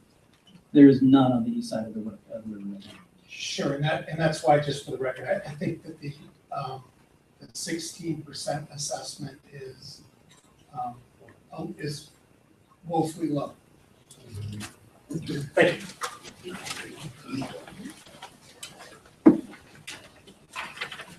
My name is Kelly Boyett. I live at 1276 Highway 10 West. And could you go back? It must have been the prior, maybe not. It was that, yeah, thank you. And my concern is that if you're going to adopt this study, which if I heard the comments correctly, that this was not an engineered study, which shows me or tells me that when I look at this map and I look at that, in particular, the potential arterial connection coming off Elkhorn Lane, that has not been an engineered location for that road. So that's not been engineered, it hasn't been looked at as far as is that a good location, bad location, what's the topography, things of that nature. But if it's sitting like that, and I recognize it says potential, but if this study is going to be used as the backbone that we need you to use to build, I think were the words that I heard get expressed just a little bit ago, that's what is going to be provided to builders or developers as, here, this is what we have adopted as a commission, as the backbone. And then they look at that, and they look at that road in particular. It's not been engineered, there's no backup for that particular location. And I can tell you, because I live right there, that's a terrible location. I have an issue with you guys adopting a study that has those kinds of elements that really aren't backed up, at least to my knowledge, with something more substantial. And that sort of ties in, at least in my mind, to Sarah indicating that it doesn't seem to make sense to have these kinds of studies in place, sort of the cart before the horse. So again, a growth policy wouldn't give you any engineering on that either. This is really all it says is if we are going to, and this is, so in this area, we're talking, I don't know, people would have to sell it, it would have to be annexed, it would have to be zoned. There's a ton that would have to happen. But the concept would be if someone came to us with a subdivision that they wanted to put there, it would say, we need an arterial. They would look at that and they're going to build it where they think it's the cheapest for them, honestly, because they're developers, right? So they're going to come to us and say, can we put it here? There'll be a negotiation phase at that point where it is based off of engineering.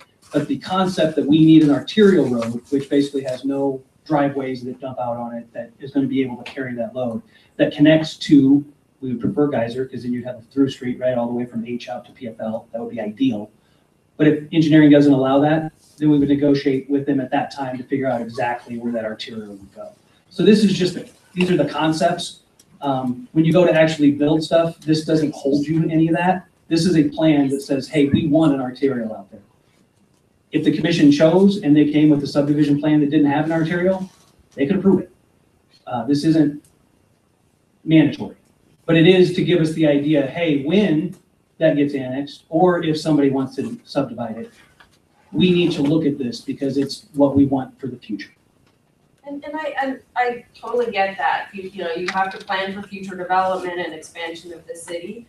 And that makes sense to me. What doesn't make sense to me is just to have those types of things built into a plan that you are representing, that is the backbone that's going to be put in place as part of this commission. At least that's the way I'm hearing it, and if I'm wrong, I apologize.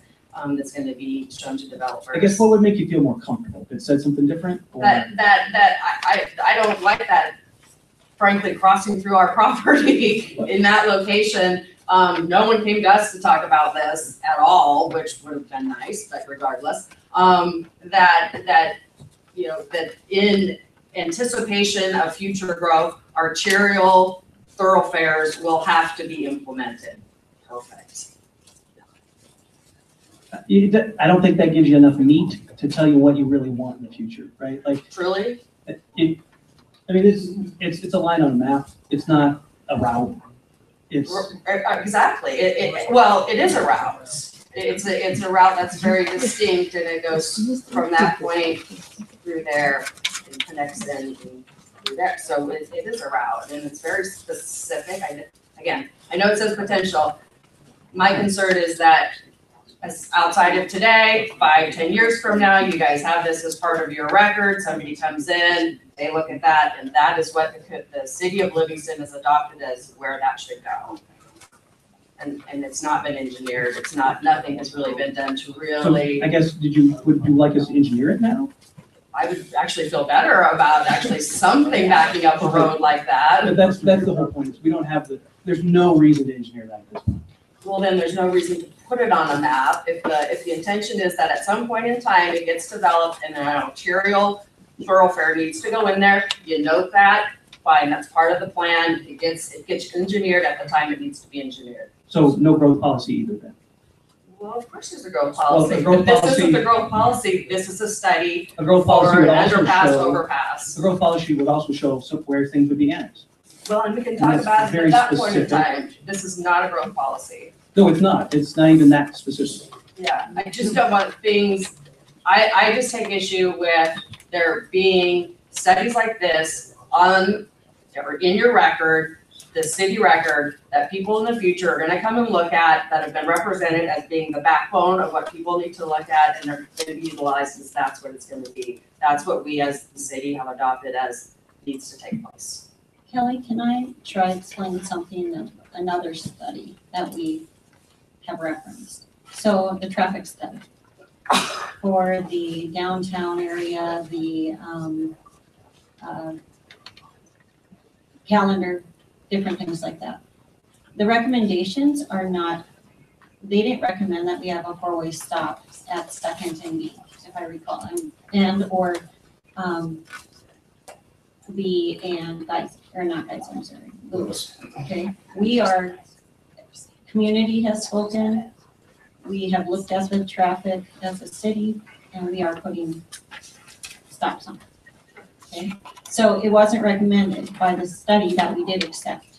So we're not tied to any of it. Now,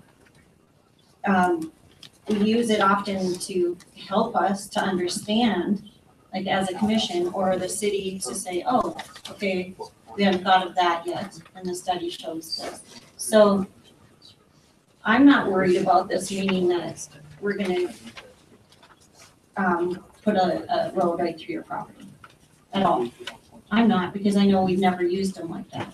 It's always been used as a reference for possibilities, and we do the work to make sure it's what the community wants and what the people want. So, I don't know. I don't know if that helps you as far as that. I mean, we can remove the potential arterial connection to this study as a possibility and just keep that little red line out for this document. Something to think about for the commission. Okay. I appreciate your consideration.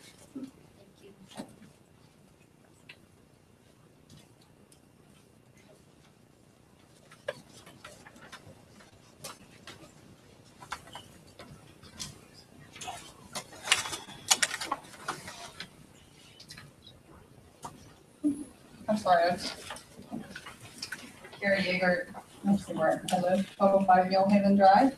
I live in that little weird offshoot by Ridgeview, off Washington, that decided to be city next to the county. And I'm sorry, I'm just confused about when the proposed underpass road, Meredith Ranch Road, that's where the traffic's gonna come out. There's gonna be a road that's gonna go across we're anticipating that people are gonna come across, renting for less and to connect to a road that's gonna be built behind them? Is that what this is saying? Can you explain? I guess I didn't quite Well, follow. I'm kind of on the same thing where you said, but it's only gonna be 15% of people using that you know, either the Star or the new one. 15% of people will go to Bozeman. Yeah, just 15%. Is the estimate. And as you gotta remember is your population increases 15% more for cars as well. But, Compared to, but we're still gonna keep it 50% of the people are gonna still be trying to be heading downtown. Yeah. And so,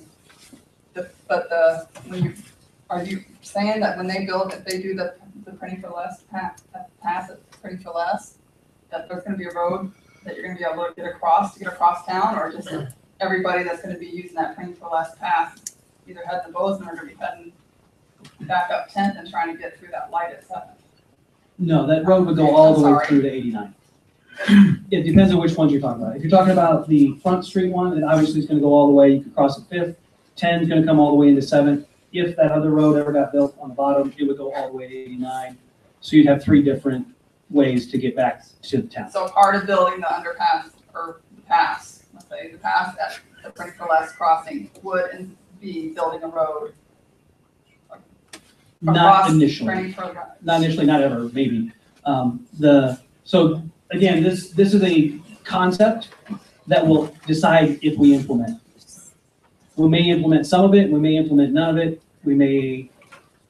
this is just, if the traffic engineer saying, hey, if you could just drop down in Sim City, all the roads, this is where we think they should go. And it would let you out on 89 where, like, by the Yellowstone? Depends. Dealership? It could connect to Geyser if there was a different it's somewhere in that area, somewhere around Geyser, Rucky. Would that impact the study then about how many people would use that? Because when you get to that side of town, instead of just going to Bozeman? We didn't assign any traffic to that Okay. connection that says. That connection, no? Because people could also use the interstate to get back in if they wanted. It wasn't part of the study. But it wouldn't change, the 15% wouldn't change the Star Road or the Printing for Less, it would still be the same. Where are we at with the growth? I think there's a heck of a lot of growth there. I lived on the corner of Star and Front, since 2000, and it's blew up. And it's been huge, and that is the only way in and out of that neighborhood, so everybody knew where I lived. And I would build a fence to keep my kids, people off my sidewalk because they come around that corner so bad. And but where are we at how close to 100% are we? Because I think we're darn close. Well, I mean, you can see the existing. Discovery Vista is already. Discovery Vista is continuing to grow. I mean, it's. We're not that far off from 100%. Then it'll be full of that specific development, and there's nothing that keeps the next development from hanging on to it at the end. So that's kind of what we're looking at is once again, this is a planning document. So what it's really saying is if all this development comes, you need an arterial road to move it. If you just let developers go in there and keep building houses without building roads that can carry the traffic, then you just get a bigger and bigger mess into your subdivision. So when we say a planning document, we're saying, look, we're trying to give you, and when I say backbone, it's the backbone plan for as this area develops, how does it handle the cars? What do you need to handle the cars? And what we're seeing is these red dashed lines, which are Front Street and Meredith Ranch Road, those are gonna be your major arterials to get people from the north side to either Bozeman, to the PFL area, to downtown. Those are what you need so that you don't end up with a future huge mess like you have at 5th Street. Ideally, you would have had an underpass at 5th Street, and talking to Bob, 20 some years ago, they looked at putting an underpass at 5th Street. An overpass at 5th Street, and it was, prohibitively expensive. And so there's kind of a mess there that's prohibitively expensive. What we're trying to do with this planning document is create something that gives the commission a tool so that when this area does develop, and hard to say, is it going to be 10 years or is it going to be 100 years? it's going pretty fast right now, is what you've experienced in Discovery Vista. You know, we have, Northtown subdivisions that are actively moving. We've got phase 1 they're working on. We got phase 2 and 3 that they're, you know, are in the hopper that they're proposing to go to construction on. You know, we're seeing, you know, astronomical growth in Belgrade and Bozeman. And so, you know, as you do that, that's pushing more and more people out of those areas. So I think you're gonna continue to see growth there. How fast, we can't tell you. I don't think anybody really can. But what we want to do is have this tool for the commission to use that says, hey, Mr. Developer, man, when you put in X amount of this new development, you're going to break. You're going to take Fifth Street from a D to an F, and if it's broken, we need this other egress out, or we have a huge mess. If that makes sense. So Star Road right now is our arterial road, and it still would be after. It's an existing arterial road that would connect into the front street, yeah. That's the solid line, so the solid red line is an active constructed arterial. So the dashed lines are the proposed ones, the solid lines are the ones that are currently built. And if you're proposing an arterial line that goes from, I don't understand, does it go along the railroad? It's between the railroad and the back of the house is on the Discovery, is the Northern Lights, the duplexes on Sun? Behind our townhomes, yes. Okay, that's what I understood it to be. It's between the railroad and the existing subdivision, yeah.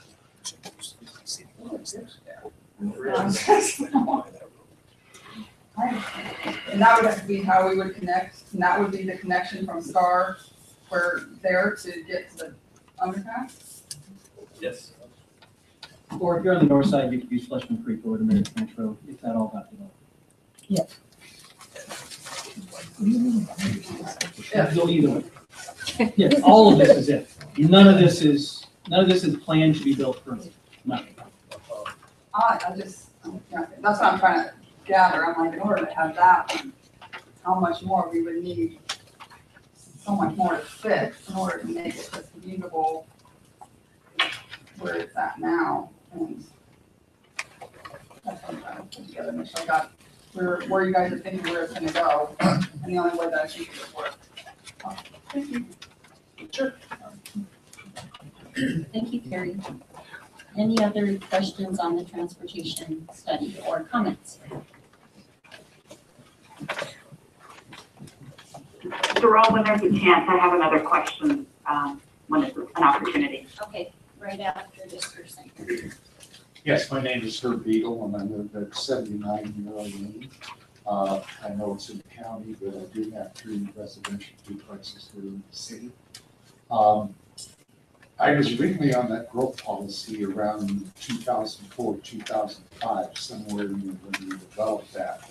And I was involved in the donut area of Livingston. And we spent an awful lot of time, and I was kind of the guy that headed it up on that donut deal. And this took an awfully long time to develop that growth policy. And my understanding on growth policy, this was just kind of a general idea of how we wanted to see things happen. And my concern is right now that, you know, with all this pressure, with all this building up in Discovery Vista, and that's where I got 2 of my units up there, is up in that area, and there's something needs to be done.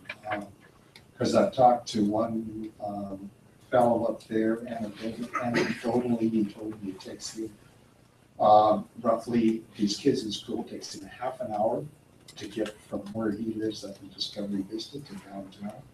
I talked to another gentleman and his wife works downtown, and they live on Constellation Drive, which is like this Northern Lights, but it takes her 20 minutes. And that's what's taking these people to move. And what I'm saying is that something needs to be done. I'm listening to these people anecdotally and listening to how long it takes them to get over there. You look at potential growth area in there. all kinds of things. We try to have ambulances and all this sort of thing. And this all dictates to me that something has to be done. And can we sit around and wait for another growth policy to come into place first, and then start accepting this stuff? Or are we better off to go ahead and start accepting this thing, which I think we should be? And in the meantime, if you want to start a growth policy, you can go ahead and continue to do it. But from my experience with growth policy in the past, those take a long, long time to develop. And I don't think we have got the time to sit around and wait for a growth policy to get developed before we start doing things like this. And again, this thing is strictly a projection, and I think the more information we can have as far as having something projected, the better off we are. You know, this is not casting concrete, you know, but at least it's something that we can have. And we can do. Thank you.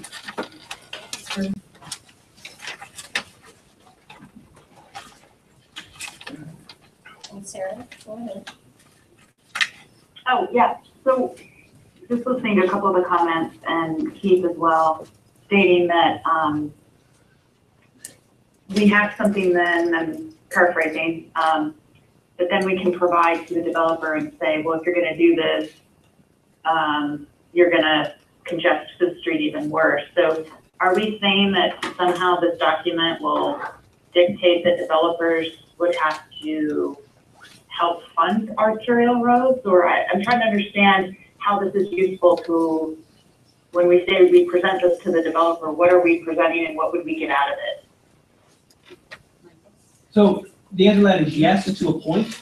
The arterials are probably going to be mostly city funded, but when you start talking about the collectors, that's definitely going to be a developer built, funded projects.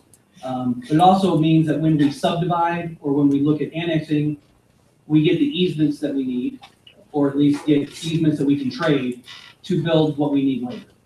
So it's just another planning tool to say, hey, when we're looking at this piece of land, we need to look at, we need an easement here, we need, if the developer can help build the arterial, if we don't need it through it at the time, then yes, we'll have them help build it.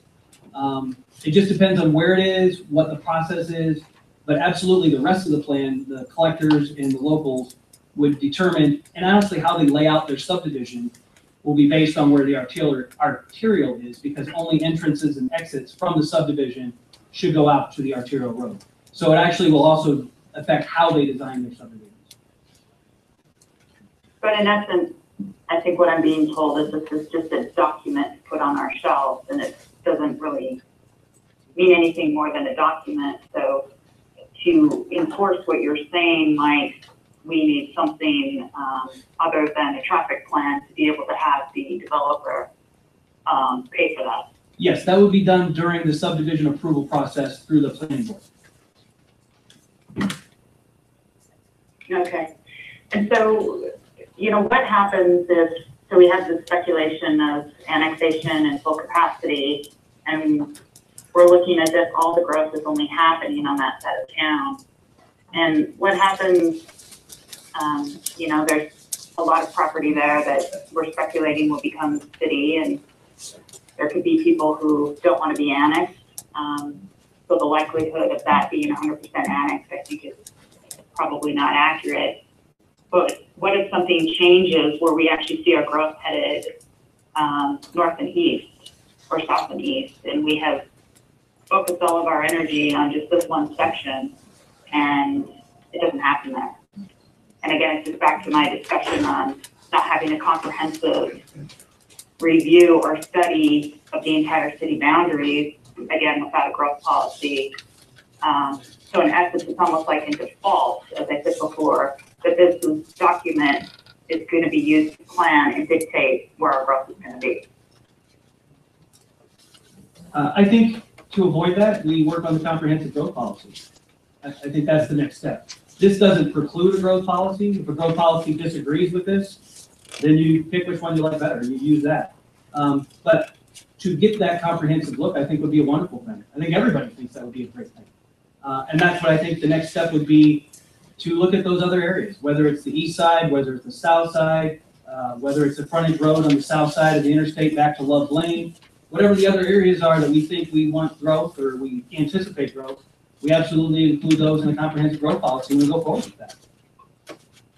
But aren't you going to be asking us whether or not to move forward with looking at doing a crossing on PSL Way? And I guess, they're all intertwined. And so my question is, does it make sense to speculate that that's going to be the growth and invest all the money to a crossing at that location when the growth could happen anywhere? Not necessarily, it could, be underutilized and not the appropriate place at all for our entire city boundary. I think that's the next question we're asking. Yeah, so we're moving on. Most likely. Sorry.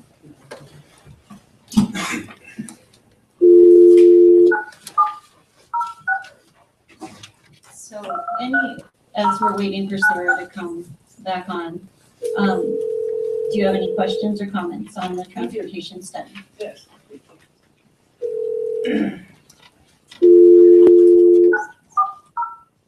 I would encourage the commission not to accept this tonight.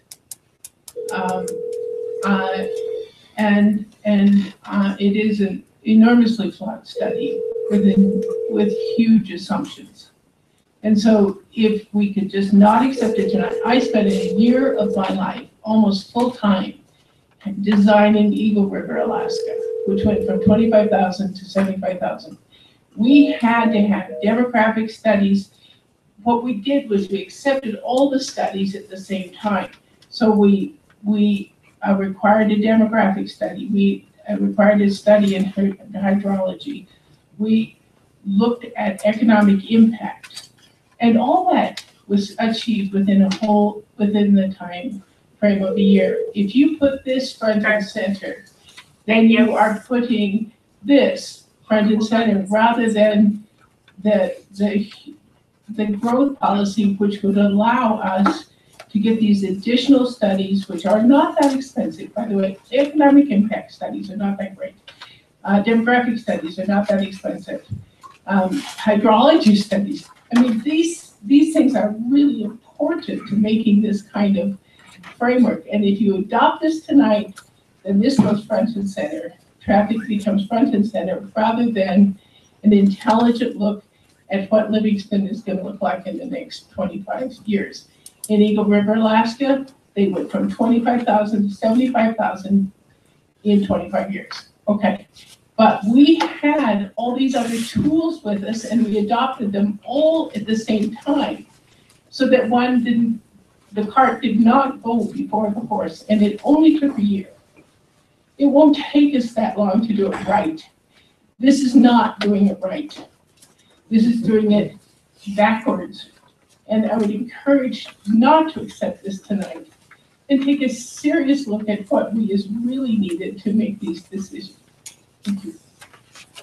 Thank you, Patricia. Sarah, do you want to finish what you were saying? I was finished. I'm sorry, I missed Mike's response. Oh, I just said that I think that I don't know what I said. I think I said Comprehensive growth policy. Yeah, to go ahead with the comprehensive growth policy is the right thing to do, and this would inform that. They're not mutually exclusive. We already have this data, we've already paid for it, and we could use it in the comprehensive growth policy, and I think that would cover those areas that you're concerned with. Yes, certainly.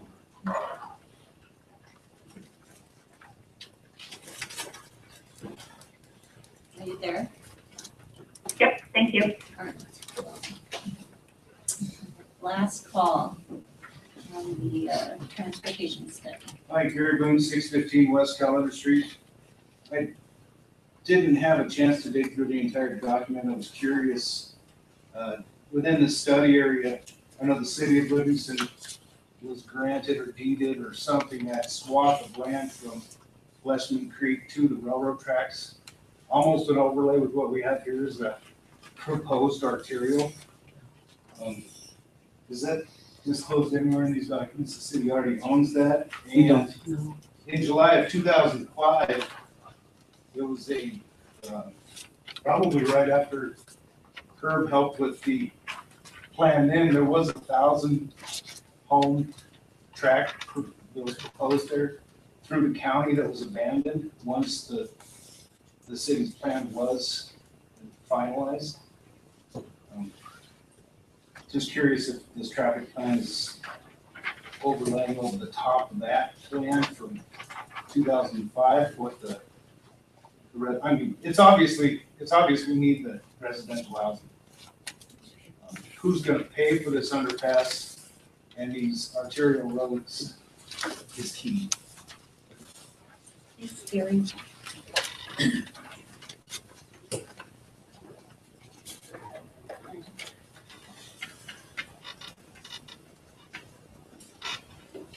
So I'm assuming that you, that as commissioners, you received some type of feedback outside of this meeting from the community. Could I ask that it tend to be more people that were saying, yeah, this looks like a good plan, let's do something, or more towards maybe let's not? I would say from my experience, people that have spoken on it, especially who have dealt with planning documents or planning in general, maybe working on the growth policy, have looked at it as a tool. So not as a absolute plan, but a tool to help inform decisions. Now, tonight, I would say people are more leery from what I've heard from other people. Feedback from the other commissioners? Most of it's been negative. Maybe? I received one phone call and then comment in favor. But I think there's also a lot of misinformation or no information in terms of their understanding of what it means. No, about the same. That's, a good reason why a lot of people are here to get the information. From the horse's mouth, so to speak. I'm still, pouring through this and stuff like that too. I'm looking at, but there again, I'm looking at it as a tool for the, comprehensive growth policy as well. It's an important aspect of it. So my comment, and I didn't hear from you, Mel, but I'll assume it's probably similar to Warren and Quentin. So the last meeting, we had a topic come up about people storing trailers on the streets. And your comment was, all my feedback was more towards the negative. So you based your vote on that. So what I heard was mostly towards the negative. People are just leery of it. Everyone here, except for maybe one person, had a comment that was, okay, I don't even know if they wanted to accept the plan, but it was, let's do something. So I don't know how, and I would say that last meeting was also based on misinformation. So how can you, in one meeting, say, most of our feedback was negative, so we're not gonna do anything on this topic, which was storing trailers on the streets. Well, now, again, same situation. Most people are like, don't vote on this now. We're all just kind of leery of it, planning tool or not. Most of the citizens said, we're not too keen on this. So I don't know how you can vote yes on this. And most of the constituents said, we don't like it. So I'd just like you to consider that. And with the study itself, when this actually came up for funding, I may have been the only person that spoke on it, there may have been one other. And I said, I don't want to spend my tax money on it because most of it is common sense, or developers will do it anyways. Well, almost all agreed on that. It's just a guideline, but it has possibly no bearing on what could actually happen. So again, I don't know how you can vote yes to put this on record as a tool or anything. Thank you, Don. Well, I'm not sure if we're voting on it, we're voting on, it's not a, it's possibilities. In other words, this is a starting point. whenever this area, and I don't think this area should be the focal point, quite frankly, even though it's most likely, or it is now, facing the heaviest development, it's a starting point. There should be all kinds of disclaimers on the front page. Things can happen, there's assumptions being made that may or may not happen, but it's a paid-for document that is not written in stone, and it's just literally, if you looked at nothing else, the hard data of the traffic flow. I mean, that's not an assumption, that's what was measured. The rest of it can be discarded, but at least you have the starting point if you wanted to change any of the plans. So, again, the main point being that it's not written in stone. And that's my assumption of what we're voting on, is whether to accept it as a document that basically is a starting point. If I'm wrong, please correct me. What I'm assuming as well. So, I look at it as, so to elaborate, talk about it, I look at it again as a tool. It's like when you're reading something from history, you don't read it in one book. You read it in multiple sources to make sure you understand the whole idea. And this is how I look at this. I'm not sold on it, every part of it. I need more information, but to accept it is not a bad thing. It doesn't mean we're not educated on the actual document or we're accepting the whole thing. So I don't know. I just think that the vote should be looked at in that way, that is providing data and a whole bunch of assumptions, which may or may not play out. The city has already paid for it, and that doesn't make it valid to accept something that's wrong, but if nothing else, they've paid for raw data. So why trash can it? And that can be used in any future analysis of the same situation. Thank you. Hi, Justin Dalby, 601 Northern Lights Road. I assume it's an objective study, you guys don't live up on the north side. So that's good, that's another point to put across to that's objective. It's not me living on Northern Lights Road talking about it. I also work at PFL. So me saying that I like this study, which I really do, is not very objective. But I do really like it, and it is just a tool. It is just something that you can go back to. I saw Michael had something sort of similar at one time. I like that as well. I like the fact that we're actually talking about it because we do a lot here. When we talk about a forestry department, it's no. We talk about taking care of the pigeons, no. We talk about a quiet zone, it's no. We're having a discussion about it, and I think that's a great start. And all it is accepting a study, like Michael said, it's not, I like the Sim City reference. We're not just plopping down these roads right after this meeting. None of this may happen, but it's a start. Thank you, Justin. Calvin Duver, 320 East Montana Street. I appreciate the study, and I see great value in putting it into the nodes.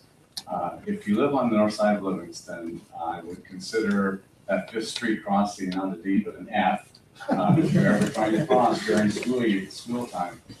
And so I think most of it's about getting another crossing and potential in other areas of growth, which is, so that everybody on the north side knows there needs to be another crossing.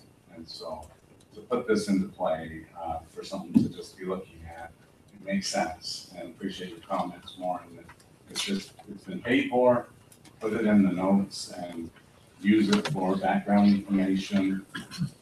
Many of those streets could be changed, but the value of getting another crossing on that end of town, everybody's known for 30 years, something has to be done. And so I appreciate it. Thank you. Thank you, Kelvin.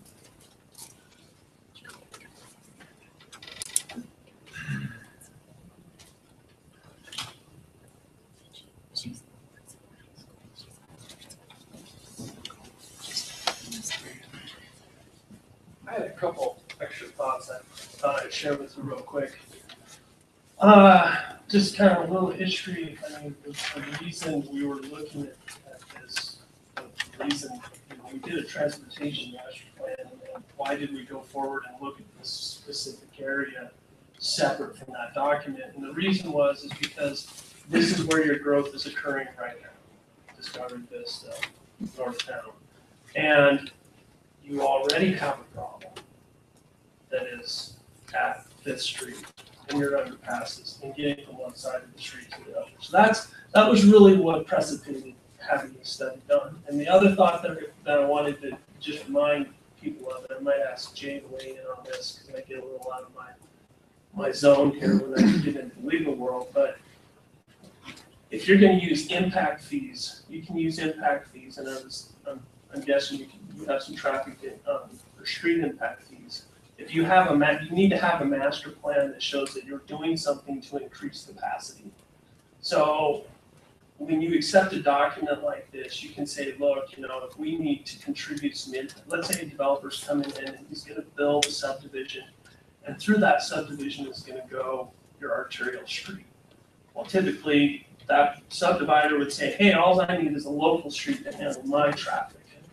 But what we want to be able to do is say, well, we don't want to just look at your little world. We want to look at the global picture. And the global picture needs an arterial here. And so you might pay for your part of the street, which carries the local traffic, but we're going to supplement making that an arterial street with our impact fees. And in order to use your impact fees, you typically, and this is where I need Jay to help me on, is I think my understanding is it has to be identified as a capacity increasing facility. And in this case, if you have a document that already identifies that as a capacity increasing facility, then you'd be able to say, yes, this arterial road qualifies for impact fees and we can use impact fee money on it. So just something else to consider. That if you do accept a planning document like that, that is something in your quiver to be able to use your impact fees. So wanted to just bring that up while it was crossing my mind.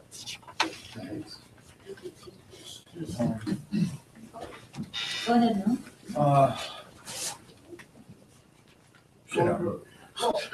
I was going to say, when you brought up the impact fee, the impact fees imposement had to be returned to the developer because they lost in court. So this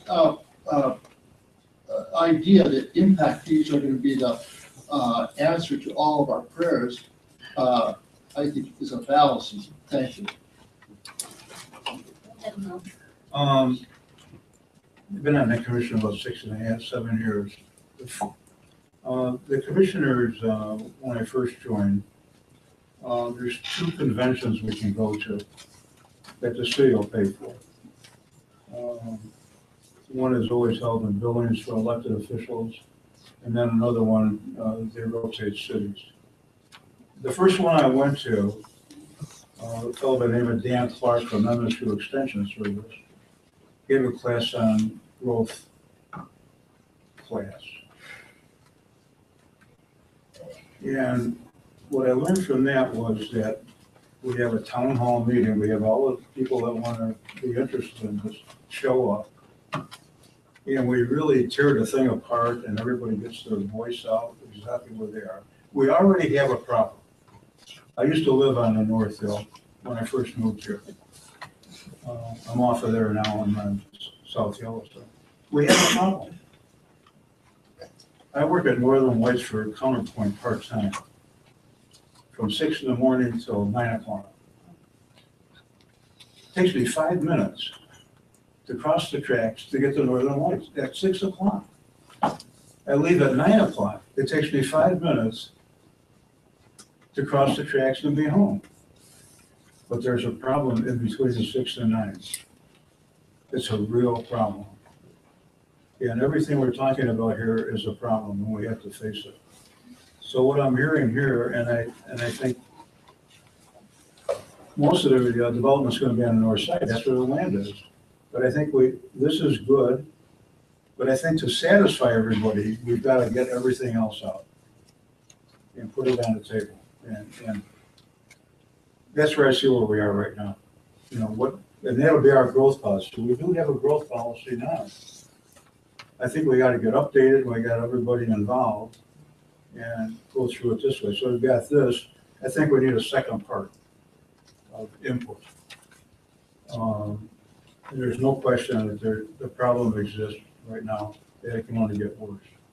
So kind of where I am with it. And I talked about this a long time ago, we haven't really done it that I know of, where we get everybody together and we say, okay, we're gonna have a growth policy discussion.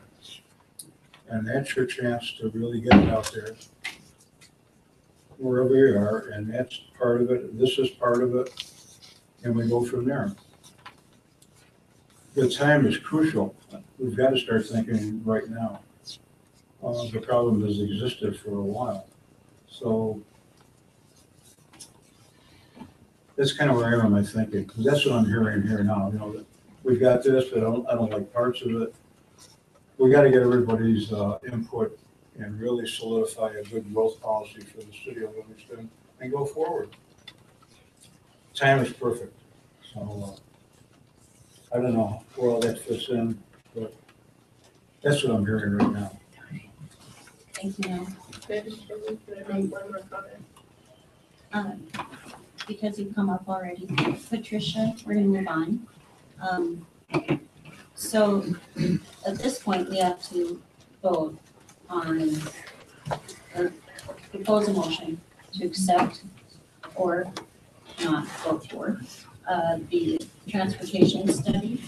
I do want to just state, as far as, I've been on the commission almost 5 years, and every study that we've had, some unfortunately they were a waste of money. This one could be a waste of money, we don't know yet, because we haven't moved forward with any of it, or analyzed it as a city, what works for us. I'm actually surprised at the angst that people are having over this study, because again, I've never looked at it as an absolute, I've only looked at it as a tool. And so I really appreciate your feedback and your worries on it, but I also don't see it as something that's complete. So then, you know, I'm torn. I mean, if one of the possibilities, commissioners, is that we table it for more feedback. That's always a possibility. There's the possibility of just making a motion at this time to accept the document as a tool or as the document that as presented. And then we move on to the next action item to talk about the separated grade crossing on the way forward. So, commissioners, what do you have? What do you think? I think we should accept it. Since, Move that from what I said before, in terms of the source of raw data and ideas, it's again not written in stone. And I agree on the data itself, just understanding the flow and the percentages, you know, the science behind it, was helpful for me to look at. So, do you want to make a motion? I'll move we accept it. I'll second. So we have a motion by Navy and a second by Schwartz to accept I want to make sure, the North Side Transportation Plan as is. Any caveats? Just the comment by Sarah about the overpass, grade crossing versus underpass. To state, so. It's an underpass road or a ranch road. Right, yeah. We'll just label it separated grade crossing on Meredith Ranch Road. Right. Do I need to repeat that with that in the motion? Okay. Yeah, this isn't fine. It's hard. Yeah. Okay, so we have a motion by Levy and a second by Schwartz, correct? Roll call, please. Chairperson Hopper, Yes. Commissioner Schwartz, Four. Commissioner Freeman, Four. Commissioner Maybe. Four. Motion passes. So next on our agenda is to discuss, approve, deny the separated grade crossing waiver for Mr. Park. Thank you, Madam Chair. Now we get to the interesting part. So the transportation plan that we looked at is what we talked about. It's a template, right? It's what we can do moving forward. As we discussed earlier, and if you can go back to that presentation, if you go back to the presentation, or the next presentation, I should say. As discussed about earlier, we've been discussing it since 1977. That was when the problem was identified. We've done something about it. We got close. We had an idea. It didn't carry all the way through. So with the data that this study has provided, we can look at what the next step forward is if we feel a separated grade crossing is necessary now. And that's really the question for this next section. Is a separated grade crossing necessary now? And if it is, where would we build it and how would we pay for it? I think everybody agrees that we'd like a comprehensive growth plan. I think everybody agrees that we'd like that to take into account a lot of stuff and not just traffic. The traffic study did a very good job of looking at possible growth, not projected growth. It did a good job of identifying where ideal arteries would be. But the question now is, what does a separated grade crossing look like? What can it do for us? What things do we need to consider when we look forward? And I think the first thing we have to say is, are we taking a comprehensive look at this? Or are we looking at it in the silo of a separated grade crossing? Which is not what we want to do. We don't want to say, hey, is this the best place for the separated grade crossing in and of itself? We want to say, is this the best place, or do we need a separated grade crossing and the system that comes around it? So traffic flow is obviously the first thing, right? Traffic flow we looked at, they said, yes, really any underpass from Star Road to Meredith Ranch Road would suffice for that traffic flow. The further west it was, it had more distance to frontage road, so you had more capacity to queue cars, so you don't run into the problems you would run into at Star Road. So traffic flow was good. Safety is the next thing. I think I heard a couple people mention emergency services. Emergency services are capable of getting to the north side at any time now, but it would definitely be easier to get to the north side if there was an additional separated grade crossing. So that increases safety. Alternate transportation. I don't know how many of you attended when we were talking about the zone change for the property out near PFL. One of the concerns that the commission had, and the residents as well, was if housing was built out there, there wasn't a safe alternate transportation route back into town. There wasn't a way for bicyclists or pedestrians or kids other than to hop on, throw their bike on the back of their car and drive them into town to ride without going down Highway 10. A Front Street extension could help solve that problem, combined with a separated grade crossing. And we'll talk a little bit more about that. Solve other infrastructure problems. So Keith mentioned this a little bit in his brief. He talked about the water and the sewer. Those are problems that have to be solved. Those are problems that exist currently. As there's growth in areas that are already annexed and zoned, we're going to have to continue to solve those problems. The water loop is a big one. Right now, the amount of water needed for PFL's fire suppression and any housing that would go out there, i.e. fire hydrants, is done through the Starlow pumping station. If that fails, it's going to be difficult to get the amount of pressure needed out there for fire suppression. It's unlikely it would fail, but good planning and good engineering says we need to loop that system to the tank on the hill so that we have good pressure all the way through the system. There's a lot of problems with the dead end water system. Sanitation is one of them. You don't get the flow through it. You don't get the refreshed water. And you need multiple paths when we're doing construction. So we need to look at water as well. Sewer right now, I think Keith mentioned that the current sewer sanitation system to bring the wastewater back to the plant is nearing capacity because of many connections that all flow into the same size sewer connection. So we would have to upsize those on any increase in growth. Well, I should say any increase in growth. But at some point, we're going to experience problems with that. So we're going to have to spend money to upsize those. We could solve that problem with a crossing near PFL to hook into the sewer main that is already stretched out to PFL. And then it's a design for future growth. And I think we covered that fairly well, right? It's a design for full build out. It has the capacity to handle the traffic if everything was developed. It doesn't have to have everything developed to be useful. It's useful right now. It solved the problem that already exists at Fifth. If we built it and there was no build out, Fifth would actually be a great crossing then. We have a much higher level of service than we currently do. So it solves an immediate problem. It improves your traffic flow. It increases the safety margin. It provides an alternate transportation method for people that if residents are built out at either the PFL property or the property across the road, it gives you a route back into town with bicycle lanes or pedestrian lanes. It helps with the water problem. It helps with the sewer problem, and it prepares you for future growth. There's really not much more you can ask for out of a plan than that. That covers pretty much everything except economic development, and it's probably not going to hurt that either. So next slide, please. Okay, so what do we need for that? If we're going to do it according to the traffic plan or any of the plans, we're going to need a front street extension. It needs to go out. This is one of the reasons a plan like this is important. If we'd had a plan like this when Northern Lights and Discovery Vista had been built, a stub of this arterial would already exist. And it would be on the developed property that is already there. Because we would identify that we needed an arterial when we built those subdivisions. But we didn't have a plan.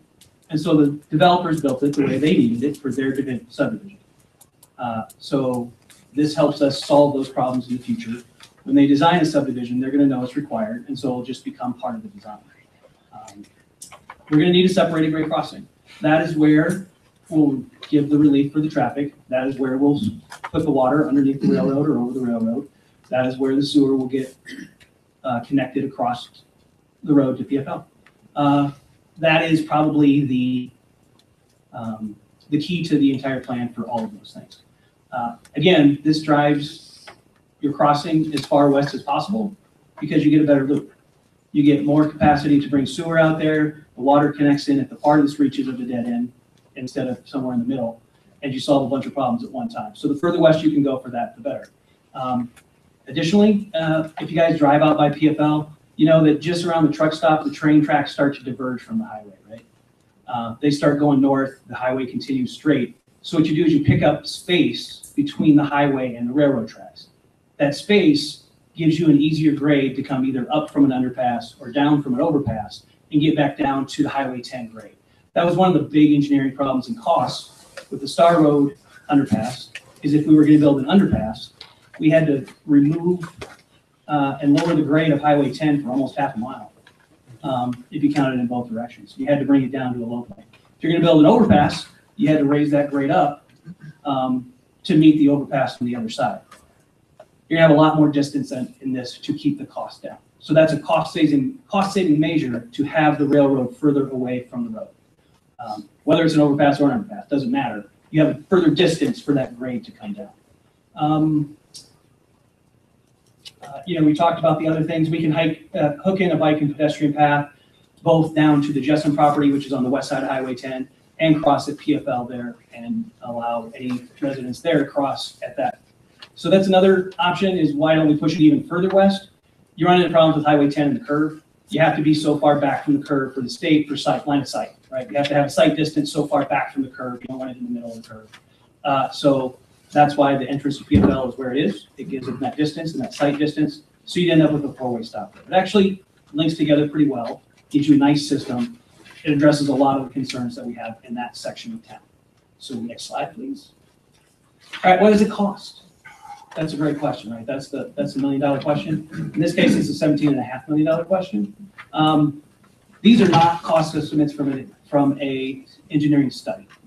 Our engineers helped us. They came up with estimates. We looked at similar projects. We looked at the cost of roads that are going in. looked at the cost of other overpass, underpass projects to come up with these numbers. So these are back of the napkin to give us an idea of the costs so that we can decide if we want to even move forward to the next step. What goes into that 17.5 million? You're probably going to need $1 million for planning and environmental studies. We talked about that before, right? We spent $700,000 we spent $178,000 on an environmental study. We spent $700,000 on the actual design. So you're going to need about $1 million for that. About $1.5 million to administer the project. That's going to go to a construction management company or the state if they are going to administer that program. Right-of-way acquisition, that's what ROW is right-of-way. There's a lot of right-of-ways involved. If we decide to go forward, then we're going to have to contact all the landowners that are involved. We're going to have to contact MRL. We're going to have to contact the state. Those are the main players in moving forward. There's no sense to contact them until we know we actually want to do it. But once we say, yes, this is a project we'd like to go forward with, then we'll start pulling them in and say, hey, what is it that we can do to get a right-of-way through this property? We're not looking for huge swaths of land. We're probably looking at 100-foot right-of-way. But we can, that's all to be negotiated once we decide if we want to move forward. We need $1 million in sewer, $1 million in water to extend those. That is where, and Keith mentioned it, once we have this project, we are looking at an impact fee study. Those costs would get rolled into the impact fee study, which is what Bozeman didn't have, which is why they got sued. Or at least they didn't have it properly. And once we update that with the current documents, then we can include the impact fees for future development in that area. That would help pay back some of the costs that we're spending now. The Front Street extension itself is $5.4 million. That gets us, how many feet of road was that, Shannon? Do you remember off the top of your head? It's like 1.2 miles. That's just the Front Street extension. And in there, you can throw in the Meredith Ranch nub. We probably nub it out at that point, so it wouldn't go north, it wouldn't go west, but it would be a four-way intersection for the future, and you'd have a left turn that would head south there. And then you need to complete that road with the separating grade crossing itself, which is $6 million. And you may say, hey, that seems a lot less than it was at Star Road. Well, it is, because you don't have to raise or lower Highway 10, and you don't have to relocate all the utilities, because we're out in the middle of nowhere, where we can design the crossing first, whether it's an underpass or an overpass, and then tie the road infrastructure into it. So we don't have the cost of reconfiguring all the roads, reconfiguring all the utilities, and actually raising or lower the grade of Highway 10 itself. So that's a cost savings that we realized there. Makes up for some, if not all, of that $1.6 million we've already spent. Then finally, some amenities. What do I mean by amenities? I mean, we may want streetlights. We may want a couple benches on the bike path if it's separated from the road, whether we determine we want one that's on the shoulder of the road or separated. Add all those together, it gets to 17.5 million. That's a round figure, but that gives you the crux of all the problems. That gives you the water, the sewer, alternate transportation, an additional crossing, and the amenities. So that's what you would get for 17.5 million. So next slide, please. So what can we do? Well, we can say that's too much, and we can walk away now. We can say that is not worth it. And this is where the transportation plan is only a tool. It told us what would happen if we built it. It didn't say we had to build it. This is a absolutely valid choice to make as a community, to say that is too much of a cost for us to bear for this improvement. And that's something that we're going to have to engage the community with a lot to decide, is it too much? If we do that, the $916,800 I'm talking about there, that is the federal grants that we received for the Star Road Underpass project. We have until September of 21 to either get through with right-of-way acquisition or start construction, or we have to pay that back. So doing nothing costs us $916,800. That's not the end of the world, but it is a cost associated with doing nothing or even just delaying to a point where we can't get it done. We could say, you know what? We want to save for the future. If in 1977 they had passed a 30-year mill levy and put money aside, we would have the cash on hand to pay for a crossing today. And that's true. The times weren't exactly great in the late 70s and early 80s in Livingston, so that's probably not something they could have done, so I'm not criticizing that decision. But that's something we could do now. We could say, hey, let's start a mill levy to put money aside and save money for this construction 15, 20 years down the road, and hope that things last that long. That we have a good enough level of service at D Street that everybody's fine with it. Most likely, that's also gonna result in you paying back the $916,800 because it's gonna go past that September 21 date. Our other strategy would be to fund the entire project and move forward now. Can we do that? Yes. Is it easy? No. Is it gonna cost? Yes. Exactly what it's gonna cost? I can't tell you exactly, but I can give you some estimates. Based on, I remember we got back of the napkin, this is what I think it's gonna cost, and now I'll give you some estimates on what I think it will cost taxpayers individually. So go to the next slide, please. The urban route funds, we signed, one of the things I showed you on our timeline was that we signed an MOU with the Department of Transportation. What that MOU said is, hey, Department of State, we want you to take all the money that we have for urban routes, and we want you to set it aside for the Star Road project. And they've been doing that since we signed that MOU. We have about $2.25 million right now. My guess is by the time we would start construction, we have around $2.5 million of state urban funds that could go towards the underpass project. So that gives you a little bit. The utility cost for water and sewer would be funded out of those funds, whether that was TSEP loans or other mechanisms. It would depend on where we were in the sewer and water funds at those times, so it's hard to project if there would be any rate increases associated with that, but it's a possibility. But that's where that money would come from. There's also some grants that are available for utility extensions that we might be able to pursue. So the next two, if I was a fancy computer programmer, I'd put these on a slider. You need 12.6 million. So if you're going to do a $6 million mill levy, you need a $6.6 million special improvement district or SID. You can flip that, you can get a $9 million mill levy, and then you can go down to the $3.6 million SID. And you can go anywhere in between. That's kind of the range. You may ask, how did I decide on the range? The city has a debt capacity. There's so much that we can carry in debt, according to the state law.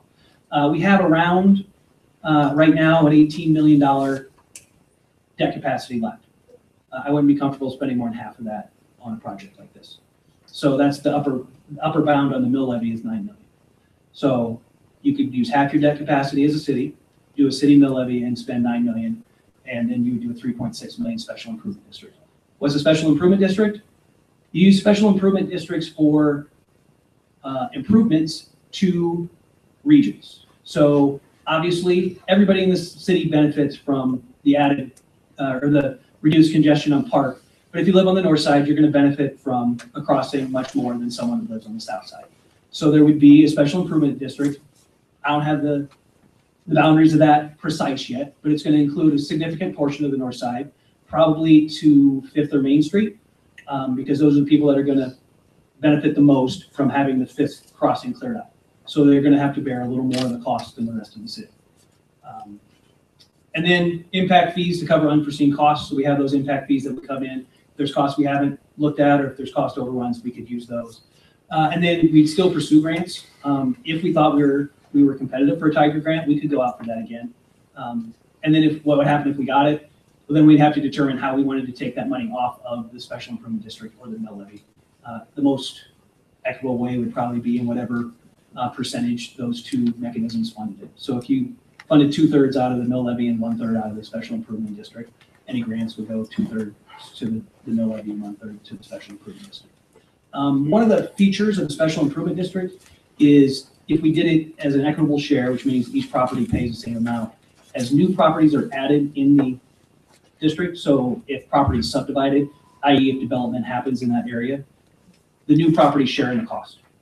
So as it grew, the special improvement district cost would go down per property if there was development, which we anticipate. So there's a lot of nuances, there's a lot of information, and that would kind of give you the overall. So go ahead and flip to the next slide. So what does that mean to you, right? That doesn't actually mean anything. So what's it going to cost? The urban route funds, they're straight up opportunity costs. They're sitting there.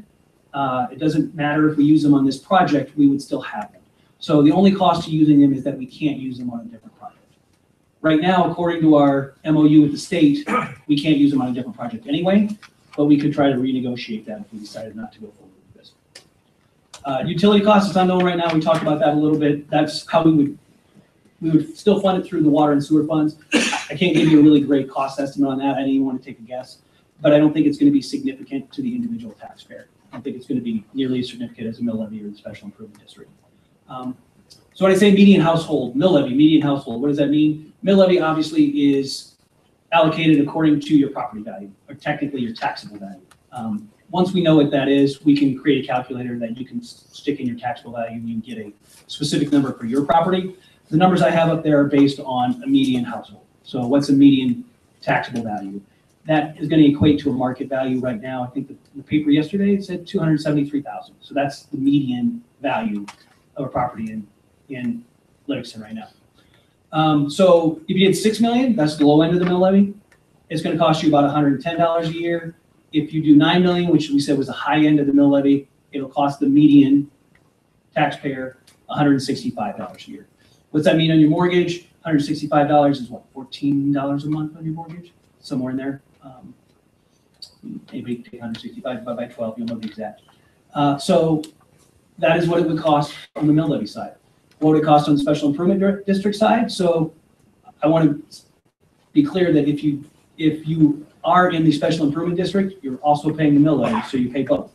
Again, it's going to vary greatly by wherever we put the boundaries, but it does shrink as new properties are added in. If you do the low range, you're looking at $176 to $265 a year. What drives that range? The number of properties you put in. The low side would include about 1,500 properties. The high side would include only about 1,000 properties. And these are all rough numbers. If you went the high side, it's a much higher number. And you add in the mill levy, and that's significantly higher. I wouldn't propose that that's what we do, but that is a possibility. If you go to the short end, where a mill levy costs you $165 a year and an SID costs you $176 a year, you're talking $330, about $330 a year, or about $24 a month, I think. Did that math? $27 a month, 27, 28, somewhere in there. And then again, we already talked about how the grant money could go to offset that. That's what it would cost to build. Now you get a lot for that, and you get a lot more for that than you do across any other location, just because of the utility benefits, the alternate transportation benefits. It is probably the best answer, but that doesn't mean that it should be the answer. That is something that we would have to go forward and decide from this point forward. That gives you the background, right? So this is what we could do. Is that something we want to do? And that's the question that faces us is do we even want to go forward and pursue that? So next slide, please. So it's August of 2018. So the question is on that timeline, what's the next milestone tonight? Do we wait? Do we just say the cost is too high? Do we say, let's put money aside for the future and push this problem off to later? Or do we say, let's at least explore what it's going to cost to move forward at this point? And that is all I have for you. Thank you, Michael. So I will open it up to the public again for comment on what Mr. Carter's stated. We're going to have to vote to extend the meeting, most likely. So do I have a motion to extend the meeting after 9:30? Move to extend the meeting Second. with 5-minute recess. Well, one time. 9:30. Yeah. So we will extend, we have a motion by Mr. Short and a second by Friedman to extend the meeting. Roll call. Chairperson Copeland, Yes. Commissioner Schwartz, 4. Commissioner Friedman, 4. Commissioner Maybe. Yes. So I think we should take a break now and then have public comments so that everyone has a break. Yes, Sarah? I was just wondering if I could make a proposal, considering the hour. And I think this is an extremely important decision. And we have a lot of options in front of us. And this is the first time we're all hearing this information, that I would propose that we schedule a work session or a special meeting within the next month or two, next week or the following week, that we have this as our only item on the agenda, and it kind of allow everyone to take this information back, digest it, think about it, formulate some questions constructively, when perhaps people are not so tired, and also allow, the community to be able to attend and provide their meaningful feedback, which will be extremely important for this decision. I just don't think at this time in the evening is a prudent time frame or manner to have such an important discussion. Thank you, Sarah. Commissioners, do you want to wait, like she's saying, for a work session? I had emailed about and asking for an agenda item in the future, most likely on the next, or at the next commission meeting, to have a work session on various issues. This, like you're saying, is a big one. But we also have downtown city, growth policy, we have ordinance rewrites, and looking at ordinances. So I don't know, what do you guys think as far as moving forward tonight? Well, a lot of people did show up and are here, expressly for this. I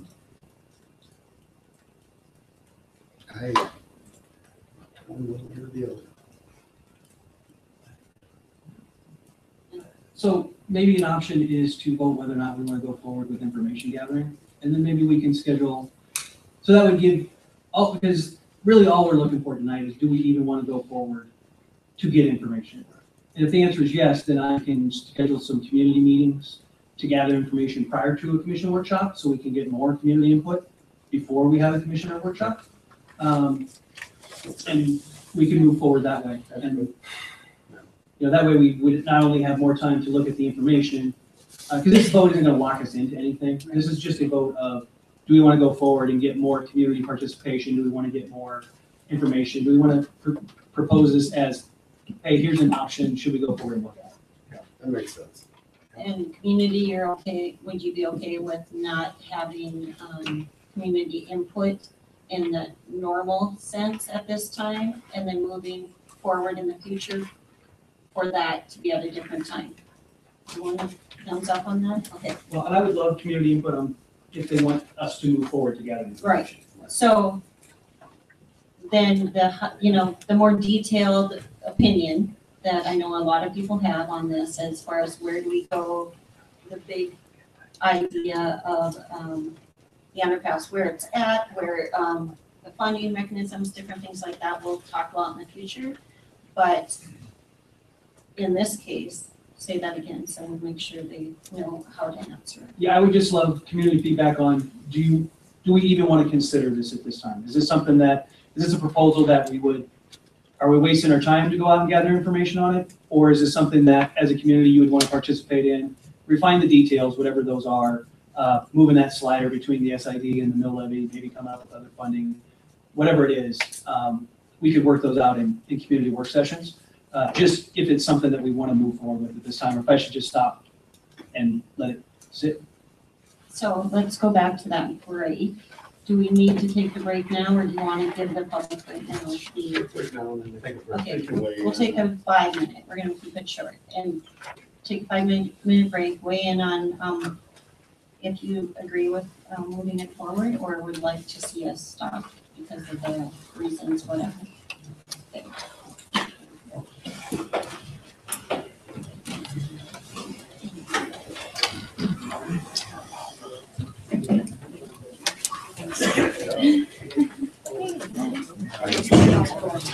Okay.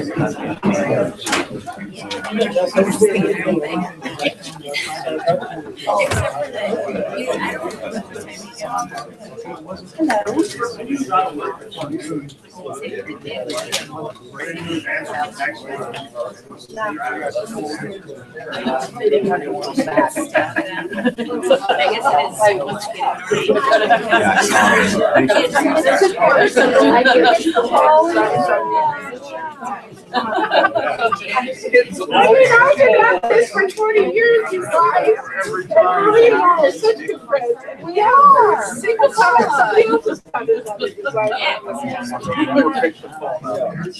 That's the reason I'm out. Leave us alone. I talked to Peter Cross. Oh, yes. It's beautiful, beautiful. I said, did you remember? You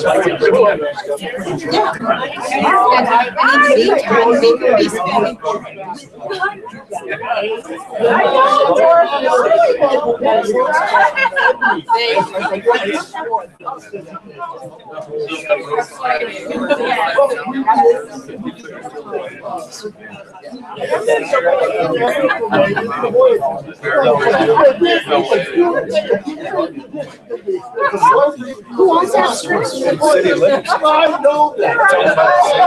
It's a road. They're right now, and there are fence posts staked out.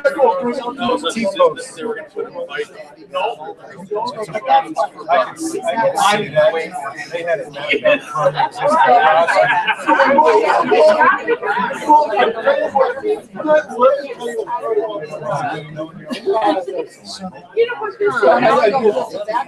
You walk up, you walk up west. I'm gonna continue for all of my. Across, you run the tracks. It's all staked out. So just for now. Yeah. So what's happening? So you and I can nail that underpass. That is honest to God, you're right on. That's funny. They're gonna put that road behind our house. Yeah, That's good. That's good. That's right when you get past England. He's still on a free khaki wrestler. Sean, my brother. Oh, yeah.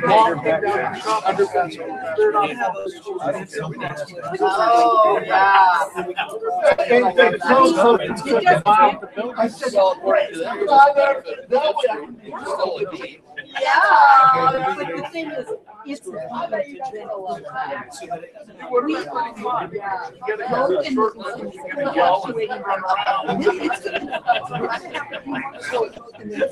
So what happens? Everybody had discovery business.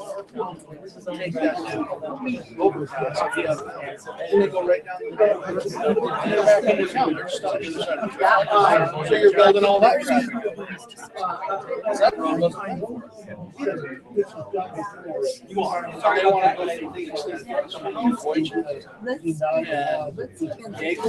then go down that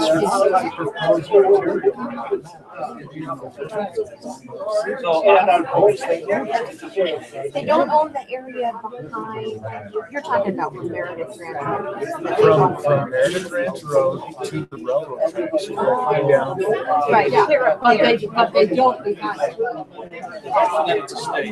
And there's two more, there's two ranch properties between such.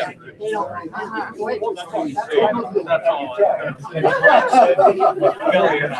Come on, never. No, they'll take it. Come on, right there. Old Technic. Somewhere there. Underpass, old plug it in to your PFL. Take it through that section. Come out. Right near the secretary. Before I don't cross the bridge. Right there. Right. And it's an arterial. Arterial road. Pat has to make it white. That one needs to. They already own it. So when's the next? Okay, well, you gotta make sure the houses, subdivision, match. Plan says 5,700 houses. Use that first class right here. By doing that underpass, we reduce that by 16%. 960,000. which isn't gonna do the whole thing. The whole thing is they want to let's put our focus on that one. Well, because that's all. There's some, well, they just like Friday, that it's not, and they go block. Yeah, one. And the thing is, if they really want to have it, Montana says, you're not doing it right, you can and so let's, the thing is we could get with 6 inches on each side. That's what you need, 6 inches on each side, and get a right hand turn. And then you've got to get a left hand lane on B Street.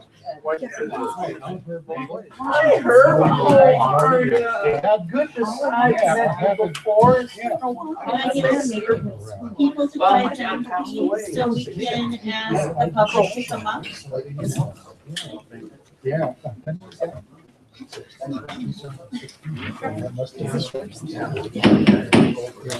Thank you.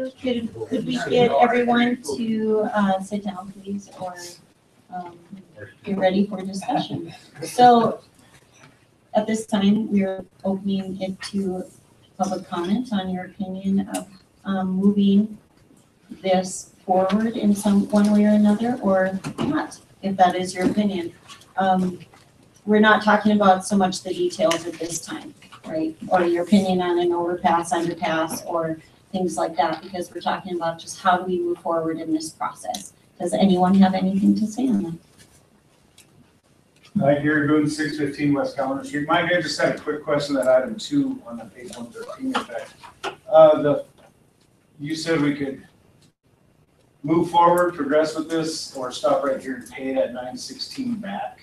What is the cutoff date? How much time do we have to September start 21. pushing the cart forward? September 21st. We have to either have all the right-of-way obtained or construction started by September of We're looking roughly 20 working days. No, 2021. So 3 years. We have 3 years. We kind of got an extension on that, as it was. Yeah, they're playing nice with us and they gave us a little extra time, but September of 2021. So we have almost exactly 3 years. But we don't want to wait forever either. Okay. Well, we have to get to the point where we've actually done something by then. So there's probably at least a year or 2 year long process to get to the point where that would. Sure. Yeah. Yeah, I would like to ask everyone then to let's plan some meetings on this, that we can really get a good understanding of what it is we're up against and how to move forward. Thank you. Thank you, Gary. Yeah, public comment. Justin Dalby, 601 Northern Lights. I love the idea of moving forward, at least discussing this, understanding that it's not set in stone, but it gives us a way to look at engineering the growth, because the growth is happening regardless. I moved here in 2005. I'm not native. And I've watched that growth go northwest. It's going to happen. We can be a part of orchestrating that, making sure that we have city parks and bike paths and arterial roads in the right places rather than have the developers. The developers are not concerned about arterial roads or parks or streets or bike paths or street lights or anything like that. That comes from leadership in the city. Thank you. Thank you, Justin.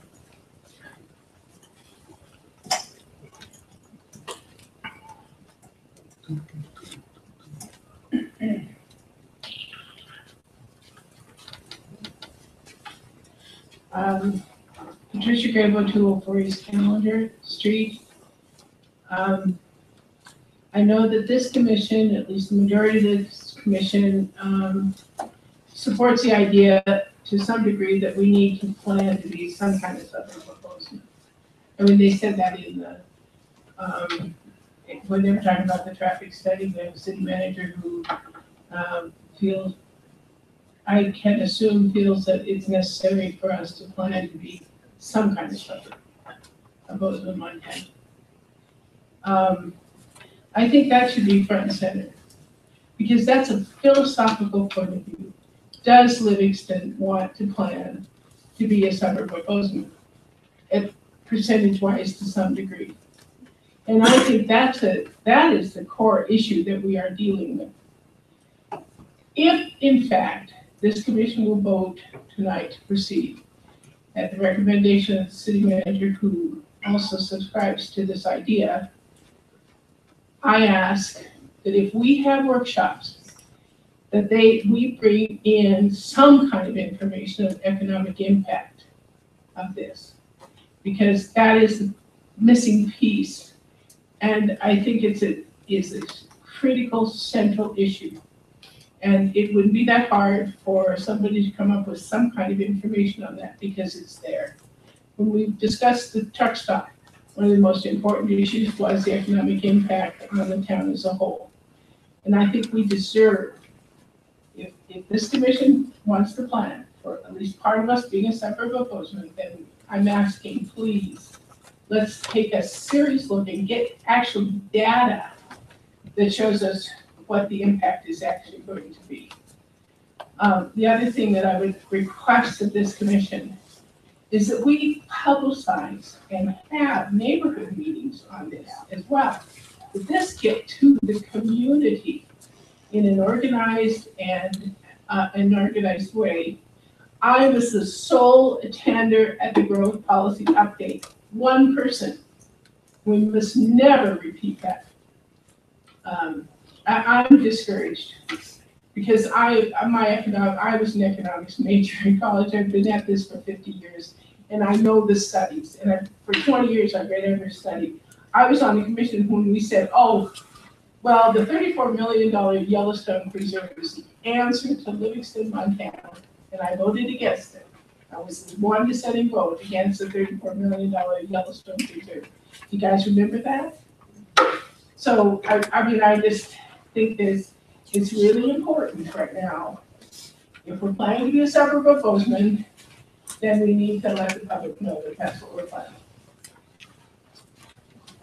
Thank you, Patricia. Hey, Patricia, I'm disappointed too. Because if we're gonna move forward with this, we need to move forward in a very collegial manner. To stand up here and accuse the commission of something none of them have said, nothing in here says that they have promoted us being a suburb of Bozeman. None of it, I'm talking right now. None of this is based on being a suburb of Bozeman. You saw the numbers, 16%.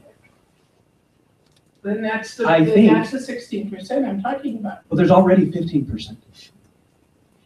So nobody's looking at trying to make us a suburb of Bozeman. Everybody here is for promoting Livingston.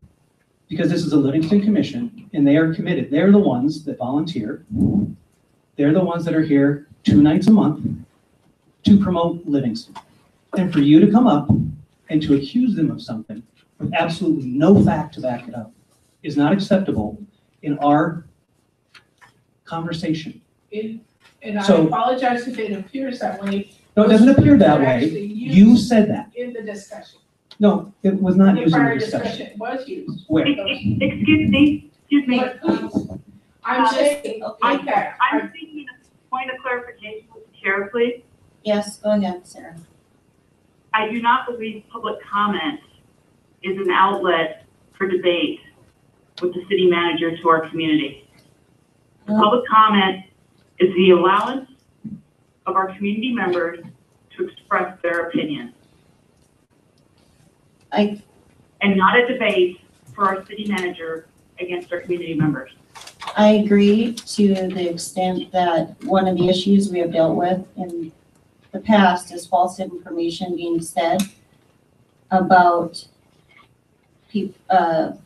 city manager comments or city's role or what we have said, and having that right to clarify to the public. There's a respectful way to do that, and that is not respectful. Thank you. Thank you, Sarah. So historically, I've always shown respect to this commission. And my comment was based upon a comment that was made during the discussion, the last discussion, that that we are planning to some percentage to be a suburb of Bozeman. I think the reference wasn't suburb of Bozeman, but it was referring that with the growth in Belgrade and Bozeman, we are getting some of the impact of that growth. And that was not the number. The number in the study was the projected percentage of traffic that would go west on I-90. It was based off of traffic counts. It was not based on commissioner desires or anything else. It was straight factual numbers. And this is what is being considered. I would assume that this is being, to some degree, this is under deliberation right now. 16% is under deliberation. No. Okay. I'm just making a comment, if I may. I didn't mean to offend you in any way. I'm just trying to make a comment that this was discussed, that we are talking about planning to some degree to be a suburb of Bozeman. I want this commission to take a good look at Belgrade. Please. I am asking for economic impact information that is given to the public, that it be researched and given to us. I'm gonna say one quick story. I went into Pomida. There was a woman who was getting Christmas presents for her children, her grandchildren, and they said, well, aren't you gonna get some paper to wrap those presents in? She said, no, I have to go home and save. It was $10. I'm sorry, but we need economic impact for the existing citizens of Livingston. Please, if you would consider doing that. And I say that respectfully. Thank you.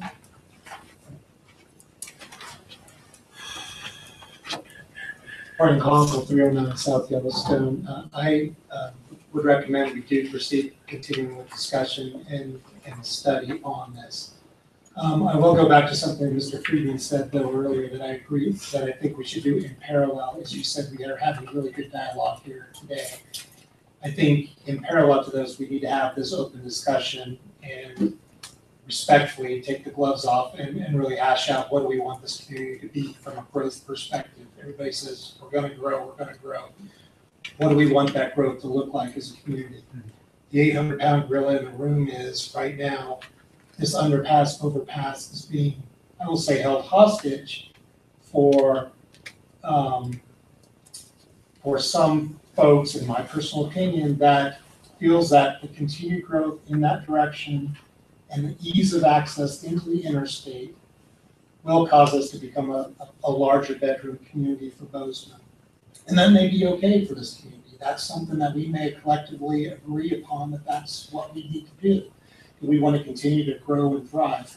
If it doesn't look like we can generate our own jobs here, but we want to continue to build out the infrastructure and things like that. But that is that community discussion that I think we have to have, that I think Mr. Freeman referenced. And it's going to be bloody, it's going to be ugly, but I think it's important because it's going to set the tone on, are we willing to invest this kind of money for that kind of vision in the future? Thank you, Brian.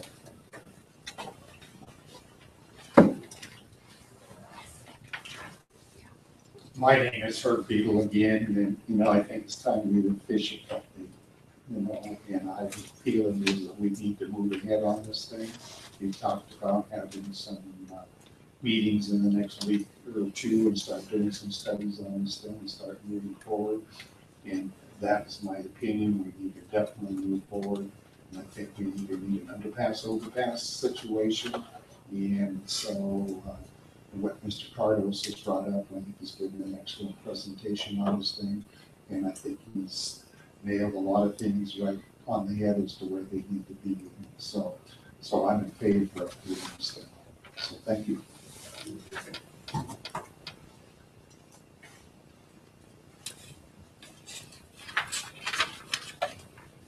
Justin Fiviette, 2623 Meriwether Drive, up in Discovery Vista.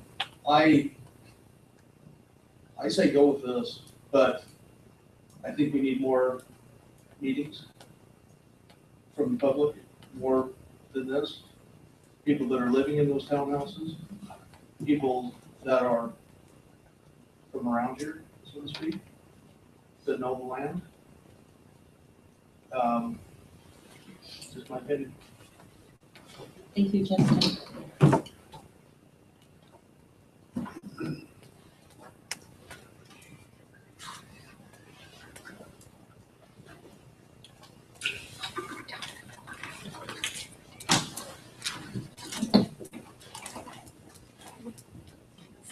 Carrie Davis, all by Gilman Drive.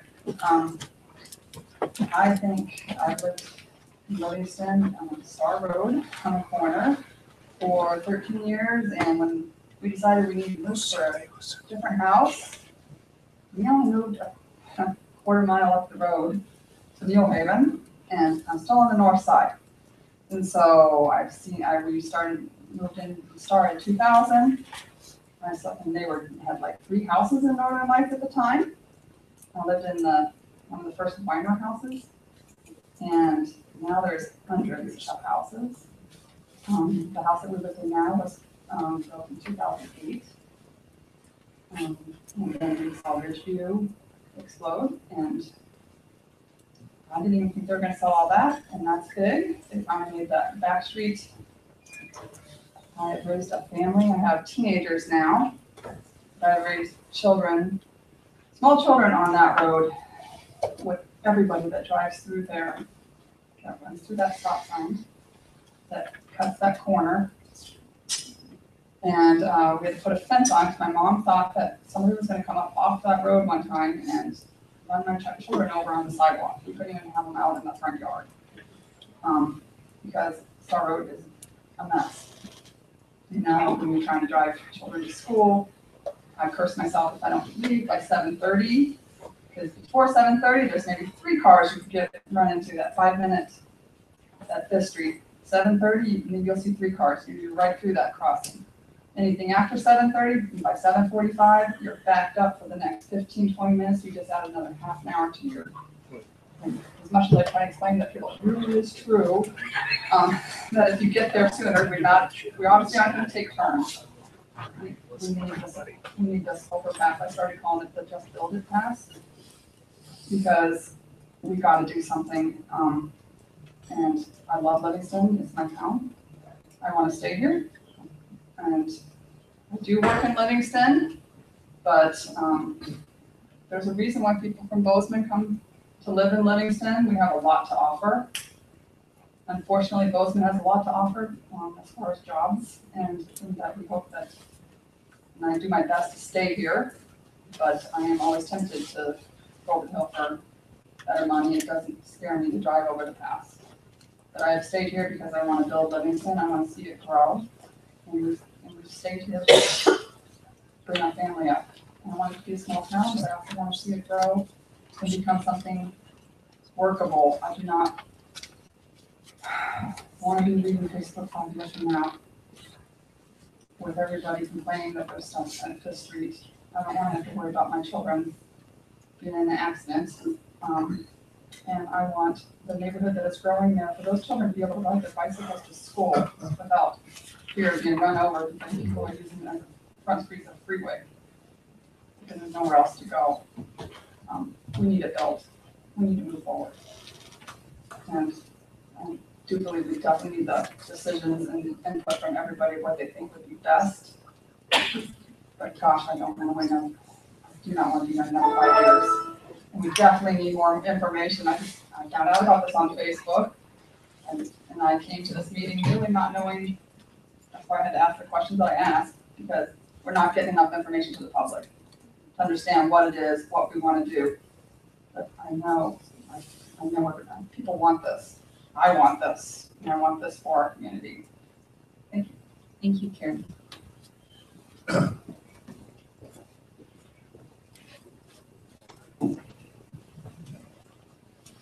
Any other public comment? Commissioners? So it's closed to public comment at this time, sorry. Commissioners? I would like to see 2 additional things happening, which can happen simultaneous with this. I would like to see a growth plan And I would also like to see an updated impact fee schedule. If I'm wrong about the impact fee, I'm not that knowledgeable about it. If it's updated now, fine. The growth plan is not. And for the gentleman who mentioned about doing a growth plan and taking a long time, the county just did one, and it took either 9 or 10 months, and that was done by a professional firm. That was not done by the citizens. But I would like to see those two things happen as soon as possible. Thank you. Thank everybody for coming. It's through all this input that ideas get formed and decisions get made and we go forward. And we've got a lot to think about. I'm with Warren, I think we need a couple of things working simultaneously. But not take too much time because it's a real problem. There's just no getting away from it. And especially the people who live in it. And I'm familiar with the areas you're talking about and I concur where they are. So it's an exciting time. But we've got a great town and I think we can make it even better in the future. Thank you. Are we looking for a motion on this, the way forward? Or? Feedback right now. No, I'll echo what Mel was mentioned, and Lauren as well.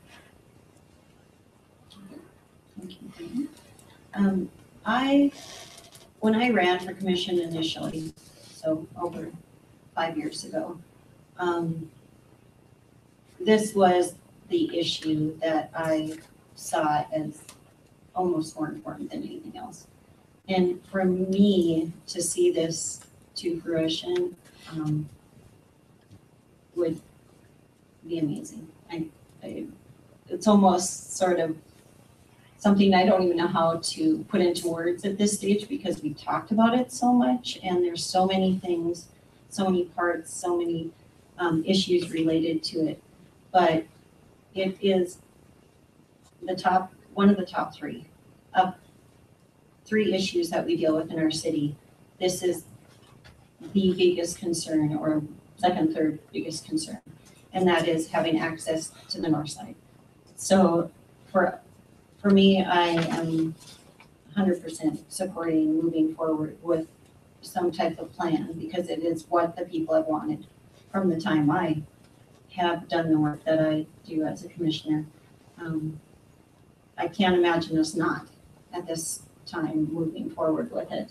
And the growth policy wasn't even I was on the board for a long time, and I could state this later, but I do think it relates. Like, I was on the planning board for that whole time until recently when Warren took that role, but we had 0 interest from the community on growth policy and changing it, and the committee was working on it independently because there was no other way. And so I'm so glad that our community now realizes the importance of the growth policy and they're working, or really want us to work towards that and seem committed to help us where we're not just doing it alone, or the planning board isn't doing it alone. So those, 2 big issues, and it's amazing how great you guys have been for giving us your feedback and seeing the value in this. So thank you. So this time we need to make a motion on how we want to, Sarah, do you need to say anything on this issue? No, I just think we need a lot more public input prior to moving forward with any decision. Thank you, Sarah. So do we have a motion? Oh, okay. On our request of our city manager on how to move this major project or concept forward. What do you think? I make a motion to approve, looking at way forward for separated grade crossing. I have caveats. With organizing meetings and, data, et cetera, to use within that. Yeah, with more public common time period, Michael suggested that we have a series of community meetings where we can all sit down and discuss this. Aside from a commission meeting. Is that too big for you to move forward? All right. So we have a motion by Quentin, we don't have a second yet. Second. Okay. So we have a motion by Mr. Schwartz and second by Mr. Friedman to move this separated grade crossing way forward using community input, community meetings, etc. Roll call, please. Chairperson Hogan. Yes. Commissioner Schwartz. For. Commissioner Friedman. For. Commissioner Maybe. Or Motion passes. Next on our agenda is city manager comments. I just want to thank everybody for coming. The more we talk about this, the better I think everyone's going to understand and the better solution we're going to come up with, whatever that happens to be. So thanks. Commissioners, Warren. I don't own any stock in the paper, the newspaper, but I would strongly suggest that there's so many people who say, well, I don't read the newspaper, but I don't really know what I'm talking about. And I think that the current writer for the paper is doing an excellent job of covering these meetings. So if you want information, I would strongly suggest doing that and buying the paper. It really, really is a night and day situation in terms of coverage. Thank you. Let me find that. They're fine. Well, Sarah, do you want to say anything before we move on to appointments? Without order. Yes, I just wanted to go on record again. During the meeting, I was able to look at the Montana Constitution and the Article 2, Section 8 that Jay referred to. And that section specifically states to deliberations of a meeting, and it had nothing to do with voting. So, you know, deliberations are the discussions leading up to voting, and I was denied the opportunity to vote. So, again, with the statute I stated before and with the article with Jay, I don't think that legally the city had the right to deny me my opportunity to vote. Okay, thank you.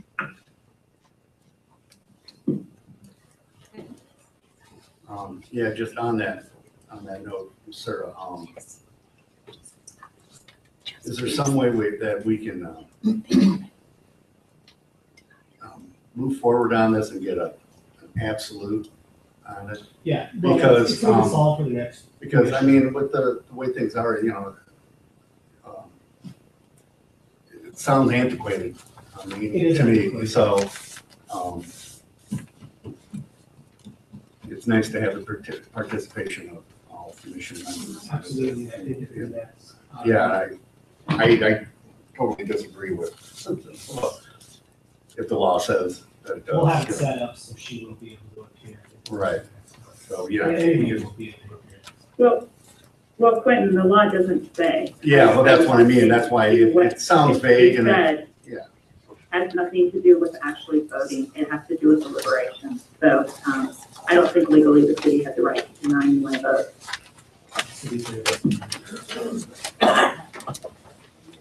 Jay disagrees. Sarah, I don't know if you heard him say that. So, I did. okay. Do you have anything else? I was curious, when it comes to questions of truth and being able to, when you're unjustly accused of being something or saying something, what is the remedy to address that? I mean, I thought Patricia Graybo's letter to the editor was disrespectful to the city manager. That was about all I could comprehend of the letter as it was, but growth is inevitable. When I first moved here, there were no jobs in Livingston. I commuted to Bozeman for 5, 6, 7 years until the economy allowed me to start my own business. And so we're looking for ways to take pressure off Fifth Street, and this is an absolute way we have to go forward is look north and west in our development. So I just want to state that for the record. I pass. Oh, by the way, great job downtown still again. Signs are going up. They keep better we put the signs up on concrete as well. But I know the reason for that, and I've been informing people. Thank you. Thank you. So I mentioned this earlier. I just want to get it out there again to the community because we usually don't have this many people, and to the other commissioners. But I think we have some major work to do coming up, and including we will have to request of the city manager at some point to move these issues forward for us and do the research in particular to move them forward. But we have ordinance like rewrites and updates. We're very behind on that. We need to discuss the process and with the growth policy and how we move the growth policy forward.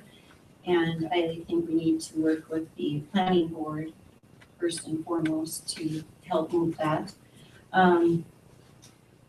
There isn't some, I would like to have some updates on the city building with the energy intern as the project or the person comes into the role and the projects move forward.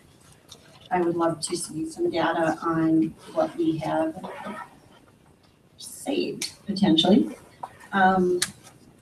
We need to have another meeting on downtown planning as far as maybe a committee, or I don't know how we want to move that forward either, but we need a downtown planning committee so we have that holistic look at the downtown, which was also a request from the community in previous times. And then agreed with the impact studies. I think or impact fees, I think we need to have what I have read, and I might be wrong, and if please correct me, Jay or Michael, but we have to have some type of study or some type of analysis to actually change the impact fee structure. Okay. So then we have to do that before we can do the other part. But those are huge issues. That didn't even sooner than later. Right, and then I didn't even state the north side transportation issue. So we have a lot of work to do. So I would love to see more people participating in that, and we do have our regulars, which we appreciate. I do have one slight question. So there was a bear in town today, as we know, a little black bear, and I came home and our neighbor, one garbage can had been knocked down by the bear last night, and all of the rest of them the bear didn't care about, and hers was loaded to the top because I saw it yesterday. And she was wondering, and I didn't know what to say to her, but hers is loaded, the bear was there, it already knocked it, she couldn't get it picked up. What is the process for someone to ask to get their garbage picked up when a little bear incident happens to your garbage? Anyone? They can call down to Public Works and call it a code bear. Okay. And they'll work with them to figure out how to get it picked up. All come over the shovel and rake it. I helped her. I had rubber gloves and everything. No, I had to do it for my neighbor a couple years ago. Yes. So And he'll be if back. something happens where it's not picked up, public now knows that you can call and get a special pickup due to Public Works will do what they can to work with you. Okay. And figure out what time you're there. That is all I have. Do we have a motion from the commission for adjournment? So moved. Motion by Mel, Second. second by Warren. All in favor? Aye. Aye. Opposed? This meeting of the Livingston City Commission ends at 10:08.